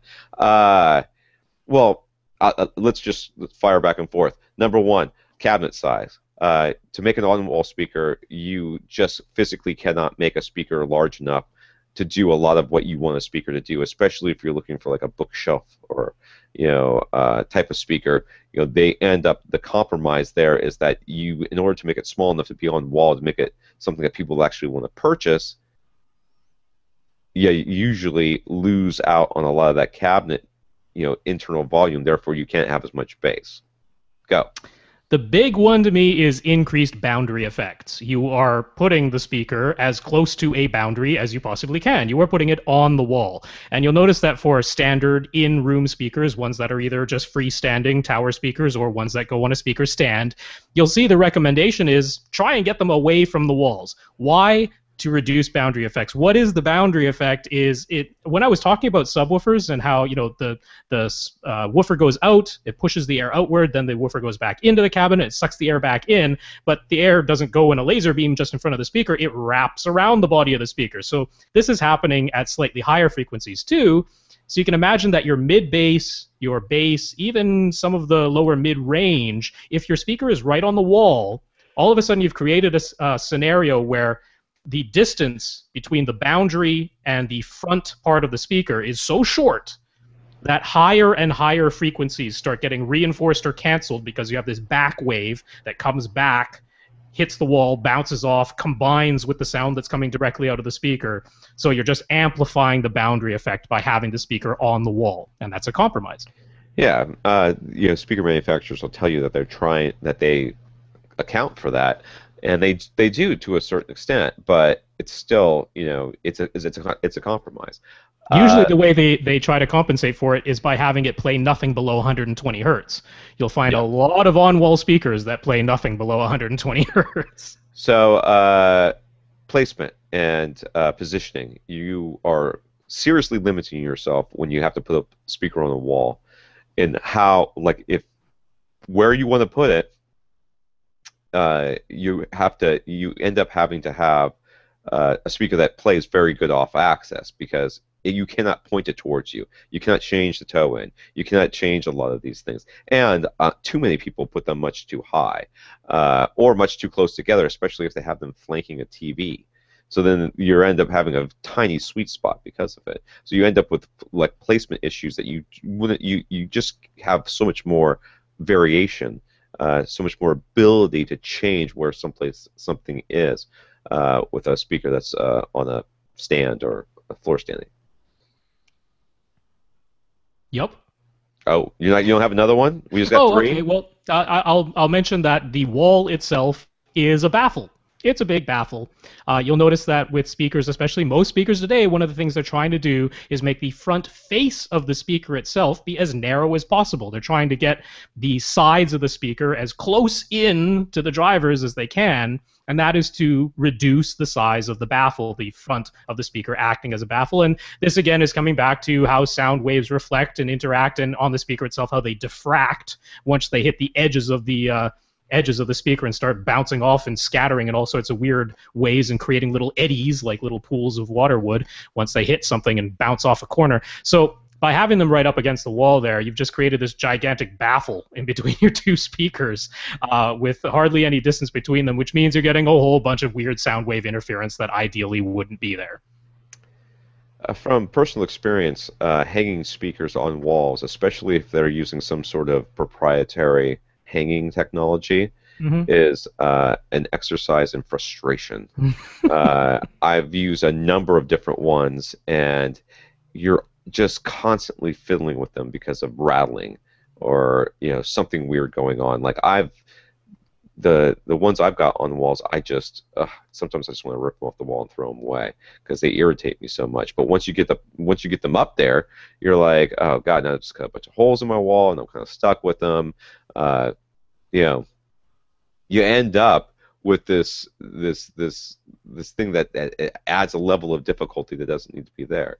On top of that, kind of piggybacking on what I already said, once you get it up there and you're playing with it, and you go, you know what? I think it would actually sound better if it were. You've already cut a hole in your wall. You've already mounted it. You've already put it up there, and now you're going to have to deal with the repair that you'll have to do because of that. Not to mention the speaker wires, because if you don't want ugly speaker wires going up your wall, you might have run the speaker wire through the wall, which, if you didn't get it in just the right place, there's another patch for you to do. Yeah. And another rerun of the wire. Yep. So there's lots of that. All right, is that enough? That's probably I think so. That explains why they're a compromise. We're not saying they're the devil. We're not saying you should never ever use them. They're great sometimes. I'm not saying that they don't sound good. I mean, I think they sound fine. But it's just. My mic, sorry. It's all right. Don't apologize to me. Apologize to the person who's going, ow! That's right. Michael M. Wrote to me a long time ago about subwoofer replacement. He had to run a subwoofer cable inside a wall to a wall jack towards the left front quarter, a ways down the left wall, more like the first reflection point, but had discovered that his SVS cylinder sub sounded awful there. Tom got him to do a subwoofer crawl, and he found that the best spot was closer to the right rear corner, which is where he now has that subwoofer.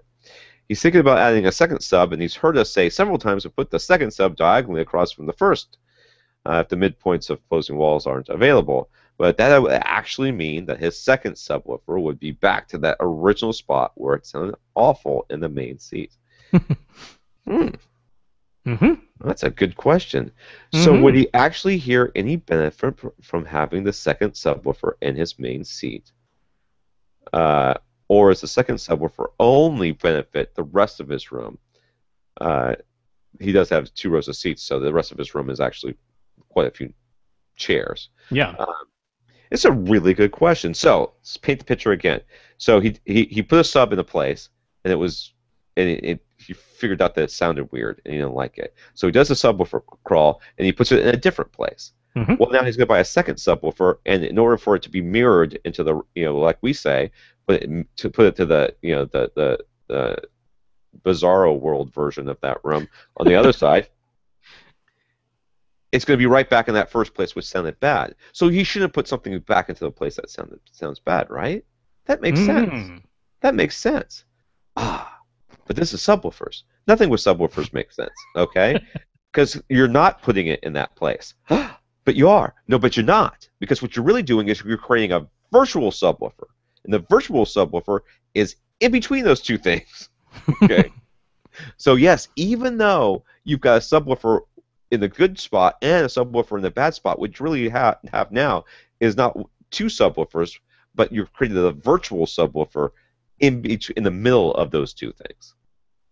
Yeah, I mean, it's if you want to get really technical, it is more complicated than that because subwoofers do not work like a stereo pair of speakers and create a phantom image in the middle because of all the things we said about them being omnidirectional, human ears not being able to locate them because we just don't have the gap between our two ears that we would need in order to be able to do that, and because you have a ton of reflections happening around your room. But yes, the point is that you don't have a situation where one of the subs sounds awful in your main seat and the other one sounds good, and they're working completely separately from each other. They're both playing the same thing at the same time. Those sound waves are interacting so much. I mean, if you could do the fluid dynamics analysis and actually see it, like, graphically in some way, it's insane how much different it looks when you have two subwoofers versus just one. So the idea is that yes, you put it back in that same spot, and yes, if you were to remove the subwoofer that's in the good location, you'd be back to the same situation you were in before. But you're using two subwoofers. It's a very different situation. I have this in my own theater. If I turn off one of my two subs, either of them, and just listen to one of them, does not sound good. Sounds very uneven, and in some of the higher frequencies, I can start to locate like, oh yeah, that's definitely coming from either my left or my right side. Turn on the second subwoofer, it's still kind of astounding and sort of magical, and you can't quite believe it because in my room I can reach out an arm to either side and touch a subwoofer. It's kind of amazing that I can't tell that, yep, it's right there. I can touch it, but I can't hear that that's where it's coming from. So not to worry, follow our advice, and all will be well. Watch him come back and say, I did it, sound like crap. All right. But I do have to say, actually, the greatest benefit you're going to hear will be in the other seats. Because the point of the subwoofer crawl was to find the one spot in your room that made your main seat sound as good as it can with one sub, which should be pretty darn linear and even, but only at that one seat. So adding the second sub is not going to give you some transformative difference in your main seat. You already found the best spot for one sub for one seat. So if that's what he was expecting, then I do want to say, oh, you might really not hear that big of a difference in your main seat. Your other seats, though, big difference there. Yeah, what you're not going to hear is you're not going to put that sub into that bad spot, and suddenly it's going to mess up your bass. Right, right. That's not going to happen. So I think that's the reassurance that he's looking for, and that's what we're giving you. Okay, so second, when putting a subwoofer as first reflection point on first reflection point on either wall, really, towards the front, be bad in terms of possibly messing up the soundstage and imaging of his front speakers. Theoretically, it could. It would kind of depend on how tall. He has a cylinder sub. Mm-hmm. Most of the times I would say no. But if you've got a cylinder sub that's one of those big tall ones, it's theoretically possible that it could act as an absorptive, especially the be more like a diffuser if it's one of the cylinders. It would be it would basically take that, and you're getting a different sort of bounce. It'd be similar to taking and having one side of your room be bigger than the other, or slightly one side have a bookshelf and the other one be just a glass window. It's going to make a difference for sure. If you've got a tall one, if it's a regular sub, lower sub, it wouldn't. No. If it's below 2 feet and it's definitely below ear level, then no, it won't make a big difference there. And if you're thinking you just want to get another cylinder to match the cylinder you already have, like I've mentioned before, you can lay those cylinders on their sides. I don't know, maybe he'll just totally hate the look of that and wouldn't want to do it. Just get a box. Yeah, get a box or lay a cylinder on its side, and there should be no problem that way. So there you go. All right. Heroes say that putting in a port plug would increase bass extension. Did we say that? Did we say increase bass extension? Well, I think it was when we were talking about the HSU subs, and they have their max output versus their max extension mode. And the max extension mode involved plugging one of the ports. Oh, okay. All right. Because that's not usually what I think when I think of plugging ports. But anyways, okay. Wait a second. What exactly does that mean? How does plugging a port create new lower frequencies that weren't there before? Well, since we were talking about that sub, and I don't know that sub, why don't you start? So I mean, this applies to SVS's subs as well, the ones that have ports that come with port plugs. His does. He has one of the cylinders that has 3 ports in it, and you have the option of plugging one of those ports or all of those ports to actually turn it into a sealed subwoofer if you want to. And so, yeah, what this is doing is it's... Okay, so the way the port works is that the port resonates at a certain frequency, and the frequency at which it resonates is determined by the ratio of the length of the port to the diameter of the opening of the port. So if you have a long, skinny tube, it's going to resonate at a different frequency than a long, fat tube, or a short, fat tube versus a short, skinny tube. So changing the length and the width of the opening alters the frequency at which it resonates. So when you close one of those port plugs, what you've done is the length of the ports are the same, but now there's a smaller opening. And so that tends to... Does that lower it? Yeah, it does. It lowers... when you have a smaller opening, that lowers the frequency at which it resonates. Is that right? Something like that. Anyway, the point is that it doesn't really magically create any new frequencies. What it kind of does is it makes your whole subwoofer play a little bit quieter. That's sort of what it does. So when we're talking about having max extension or lower extension, what we're talking about is linear extension. We're talking about how low can the line go if you're measuring the output of the subwoofer. How low does it go while remaining quite linear? How low do you get before it is 3 decibels quieter than all the other frequencies that it plays? And by porking, wow. I was trying to combine... That's a Freudian slip if I've ever heard one. I was trying to combine plugging and port, and it came out porking. So maybe... I think we just found the name of the podcast this week. Rob porks the sub. I have shortened plugging a port to porking. Henceforth, that is what we shall all refer to this practice as. We will now be porking our subs. Oh God! So yes, by plugging a port, you reduce the output of everything. So the -3 dB point is now lower than when all the ports are open. That's what's going on there. The other thing you have to remember too, with a lot of these, not just running around starting to shove socks into sub ports. Okay. Right. Not just using socks to pork. A lot of times they have switches on these amplifiers, right? Which will say, okay, I've plugged a port. So it's changing the tuning of that too, based on that. So they're in with the electronics that are going on there. It changes the tuning. The tuning is going to change slightly.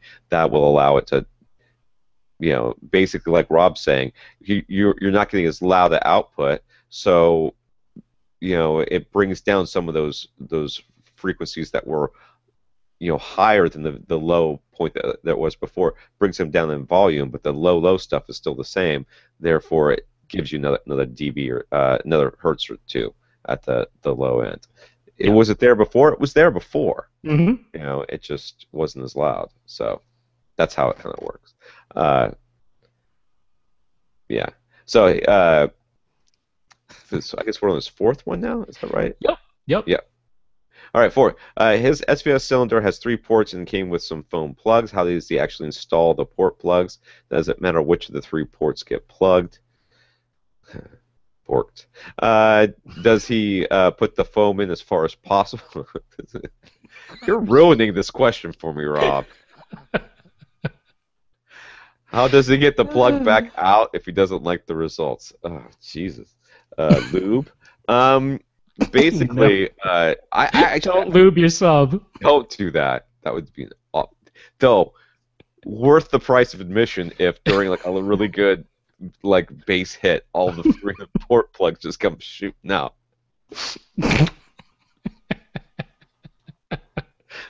I broke the podcast. It's over. What the hell was that noise? I don't know, but there's 3 foam things sticking out of my ceiling. I'm not sure what that's about.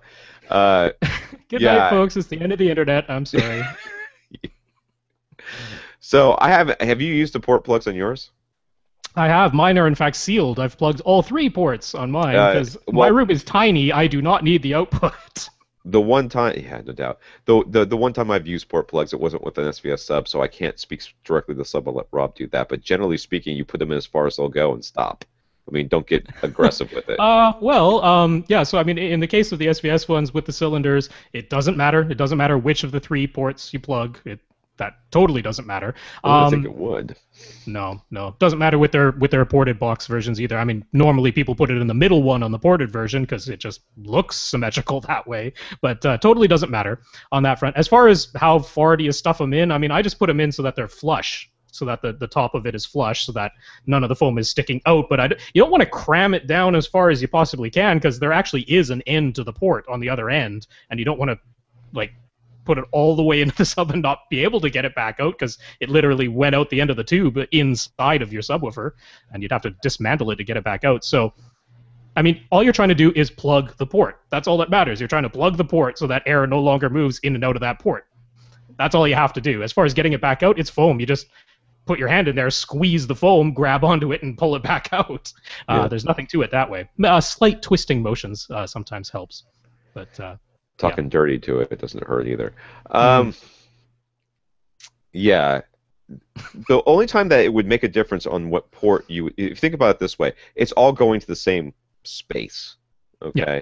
So it doesn't really matter which one you plug. Now, there are speakers that have within them different enclosures within the speaker itself. So, like, RBH does this a lot, where they'll have, well, it's usually sealed within that, but the mid-range and the tweeters are usually sealed up in their own box, and around it is like the enclosure for the bass, and they'll have a port there. But I've seen speakers where they'll have a port in the middle of the rear of the back of the speaker, and a port at the bottom. What that's telling you, usually, not always, is that the speaker is actually segmented. So the top one is the port for the top part of the speaker, which will have the mid-range and the tweeter and maybe one of the woofers. And then the bottom one is the port for the bass drivers. Okay? So that was when it would matter whether or not which one you were plugging. And generally speaking, don't plug those, because they probably didn't give you anything to do it with. And that should tell you that there's not meant to be. I mean, you really should never... I've heard it said, and I may have even recommended that one time or another for somebody who was having problems with bass. It's just, well, why don't you try plugging one of those ports to see what happens, or plug in the port for your sub and see what happens. It's generally not a good idea, because it takes extra design, and you're stressing out the speaker in the way it was, specifically the drivers, and in a way that were never meant to be stressed. And that's going to require more power from your amp in order to get the same. It's going to require a lot more things, and you run the risk of damaging your speaker if you plug something that wasn't meant to be plugged. Yeah, particularly if as a result you end up, artificially boosting the bass output, like you're using an EQ or using a bass boost in your processor to, because you plug the port and now it doesn't sound as loud in the bass as you want it to, so you boost those frequencies, and now the driver's working harder than it really should have to, and you can overheat it that way. And I mean, for the speaker designers who are really careful about their design, they're incorporating the output of that port as part of the sound of the speaker. I mean, it's not there by accident. So yeah, I mean, unless it has a switch, I mean, the HSU subwoofers, the SVS subwoofers, they have a switch that says, all right, you're plugging the port, that's fine. Here's the switch, throw it that way. We'll apply all the filters or the digital signal processing necessary. So now it's tuned properly for having that port plugged. But in general, don't do it just willy-nilly. Yeah. And you can also think of it too. We were talking about the sealed versus ported design. You're now working against that air. The driver is working against the air that's in the enclosure.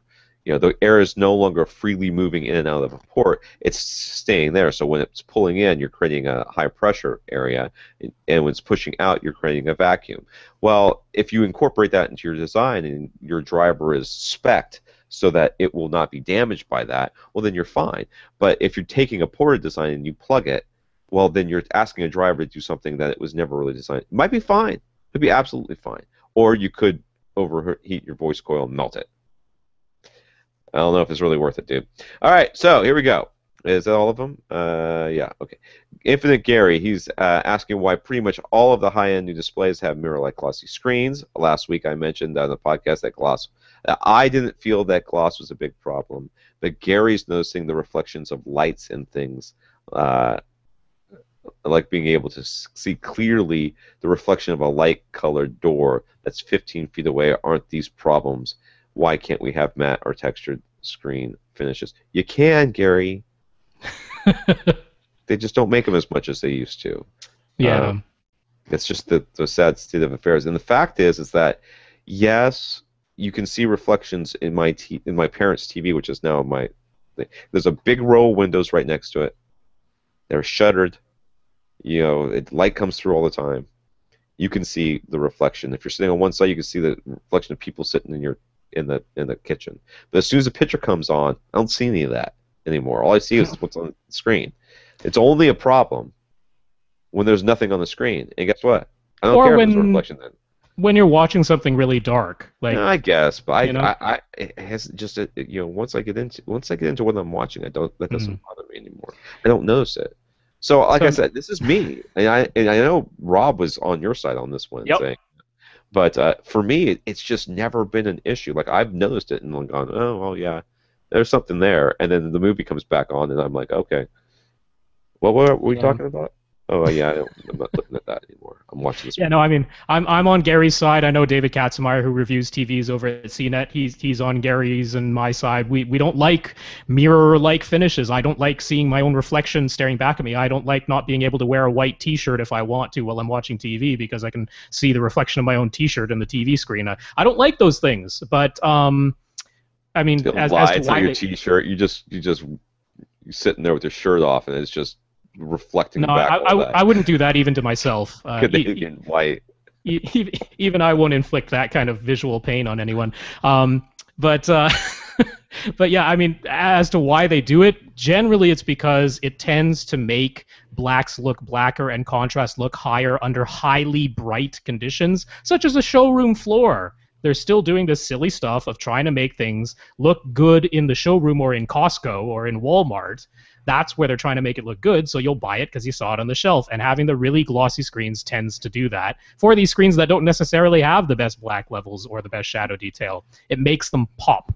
So that's pretty much why they do it.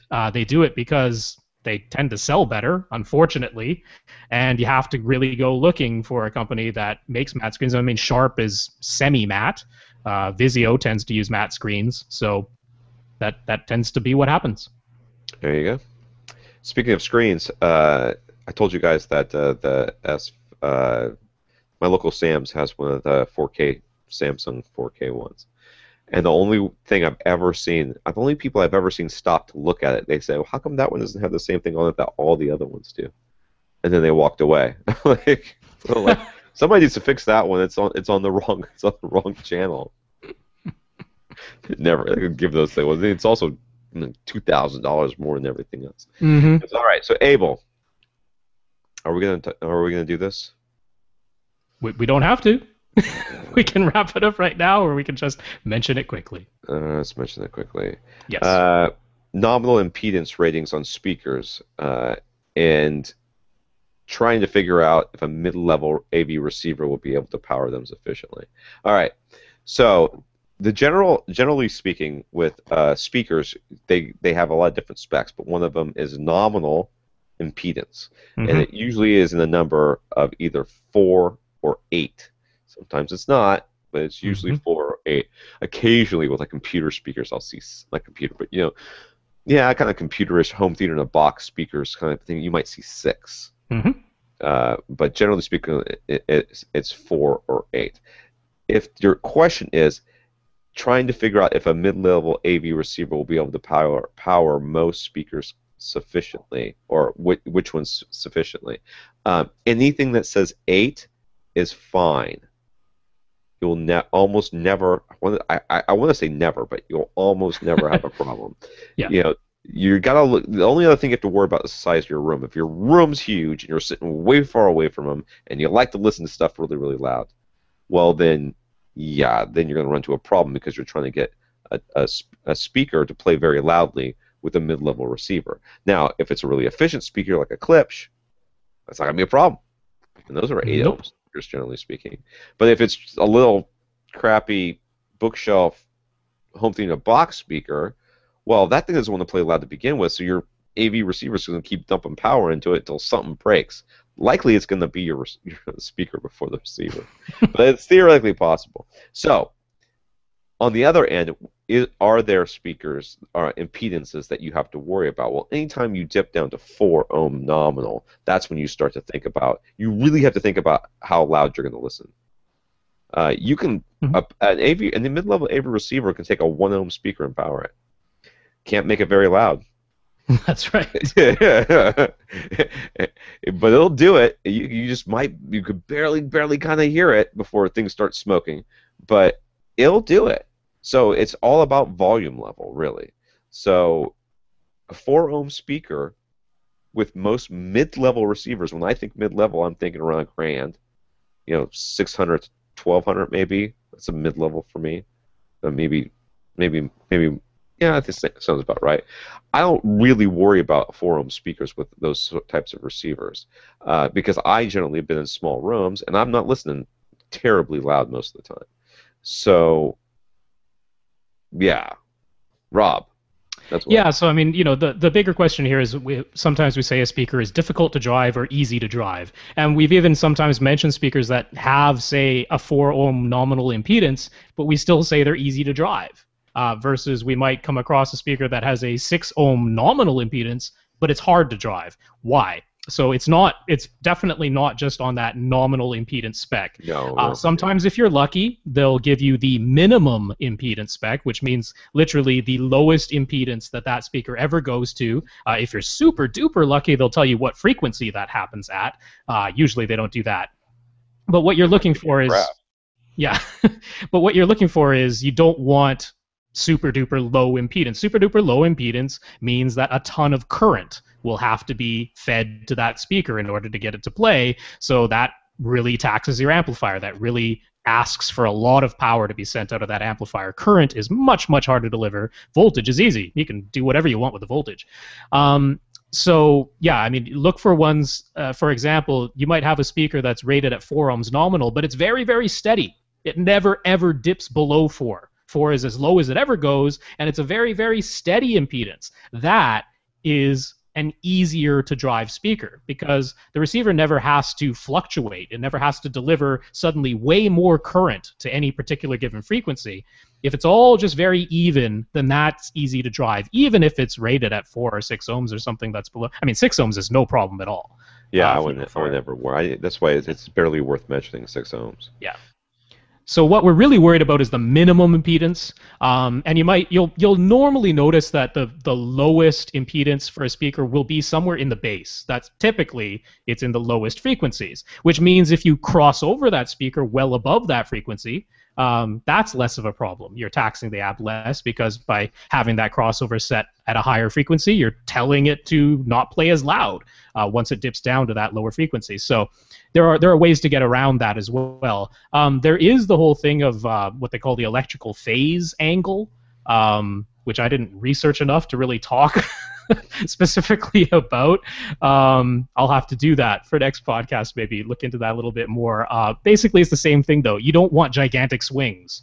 If the phase angle, the electrical phase angle stays relatively within like plus or minus 45 degrees, that's easier to drive than one that swings way up and down like crazy. So it's swings in impedance and phase angle that. And we always talk about electrostatic speakers as being ones that are hard to drive, and that's because they have these swings, and not only that, they dip very low. Some of them will dip all the way down. Sometimes.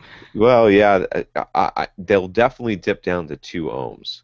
Yeah. That is very, very common with electrostatic speakers. And what happens is there's this moment. It might be one moment. It might be, I don't know. It could be even more if it's a specific note and somebody decides that that's a good note to play in the middle of some song. that for just that one frequency or those groups of frequencies where it dips down low. Into those 2 ohms, it is drawing a massive amount of power from your amplifier, and there is where the problem you run into. Now, on the back of some receivers, you'll see switches. I think I know Onkyo does it. I know Yamaha does it, and it'll say like a 4 ohm speaker. It's what are your speakers, 4 ohms or 8 ohms, or maybe they'll say 6 or 8 or something like that. Just leave it on 8. Okay, leave it on 8 because if you switch it down, basically what it does is it limits the top end of your amplifier. It says, well, they got 4 ohm speakers. They might dip down to 3 So we got to make sure we limit our current so that we don't get this big draw all of a sudden, and it Hmm. goes on and on and on and on. Whereas with the 8 ohm nominal speaker, probably that's not going to happen. So if there's a big draw, it's going to be instantaneous, and we don't have to worry about that. So we won't limit the top end of our power too much. Yeah.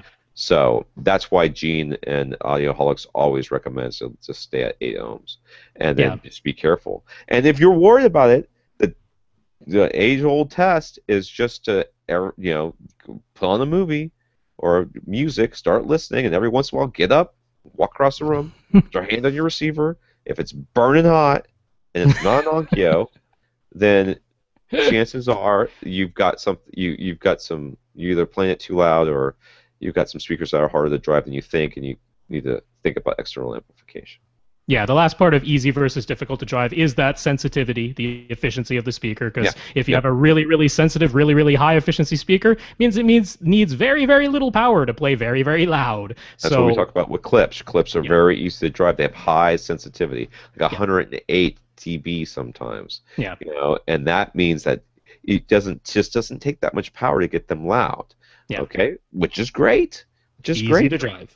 Easy, and you can fill up a room full of sound without having to worry about setting anything on fire. So there you go. I see you have some news and some recommendations here. You want to do that?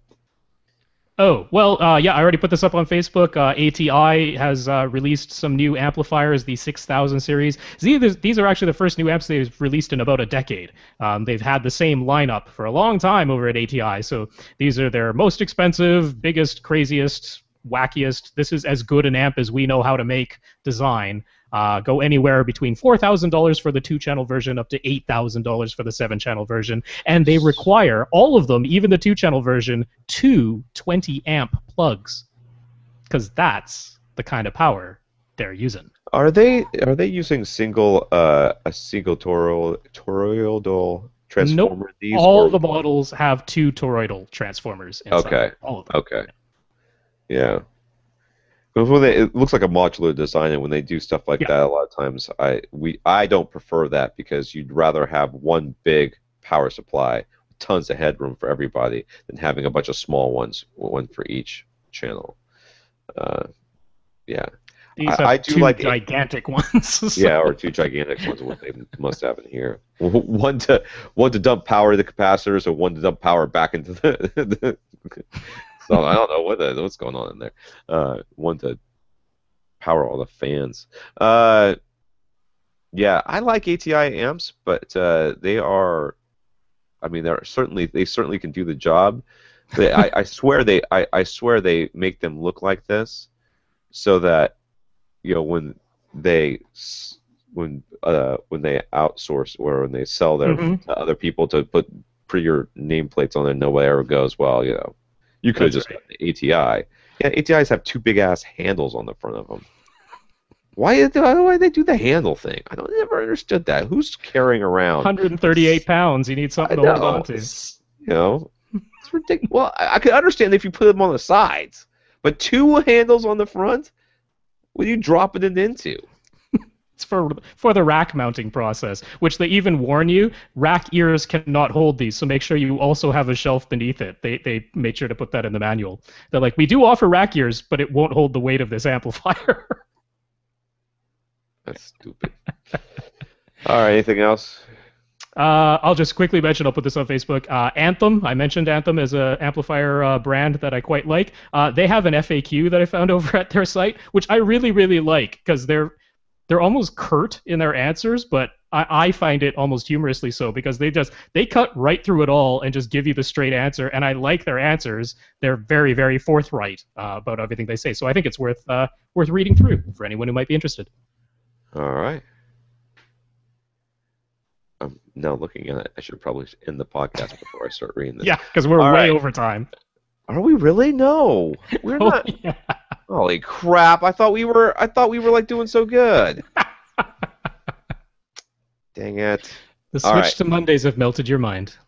I'm exhausted. Okay, so you can reach Rob at rob@avrant.com, Tom at avrant.com. Rob's at First Reflect, and I'm at avrant_Tom on Twitter. You can come comment on the website at avrant.com again. Also, facebook.com/avrantpodcast, all one word. If you'd like to leave a donation, that information's on the website as well. We would love to have your questions. Keep them coming. We love to answer them. And if the AV Forums guys have made it this far through this, we love you too. Sorry. We had to take you to task a little bit on that subwoofer thing. It's just the way that goes. Just remember to pork your subwoofer and everything will be fine. As long as you're porking your subwoofer, you're doing it right.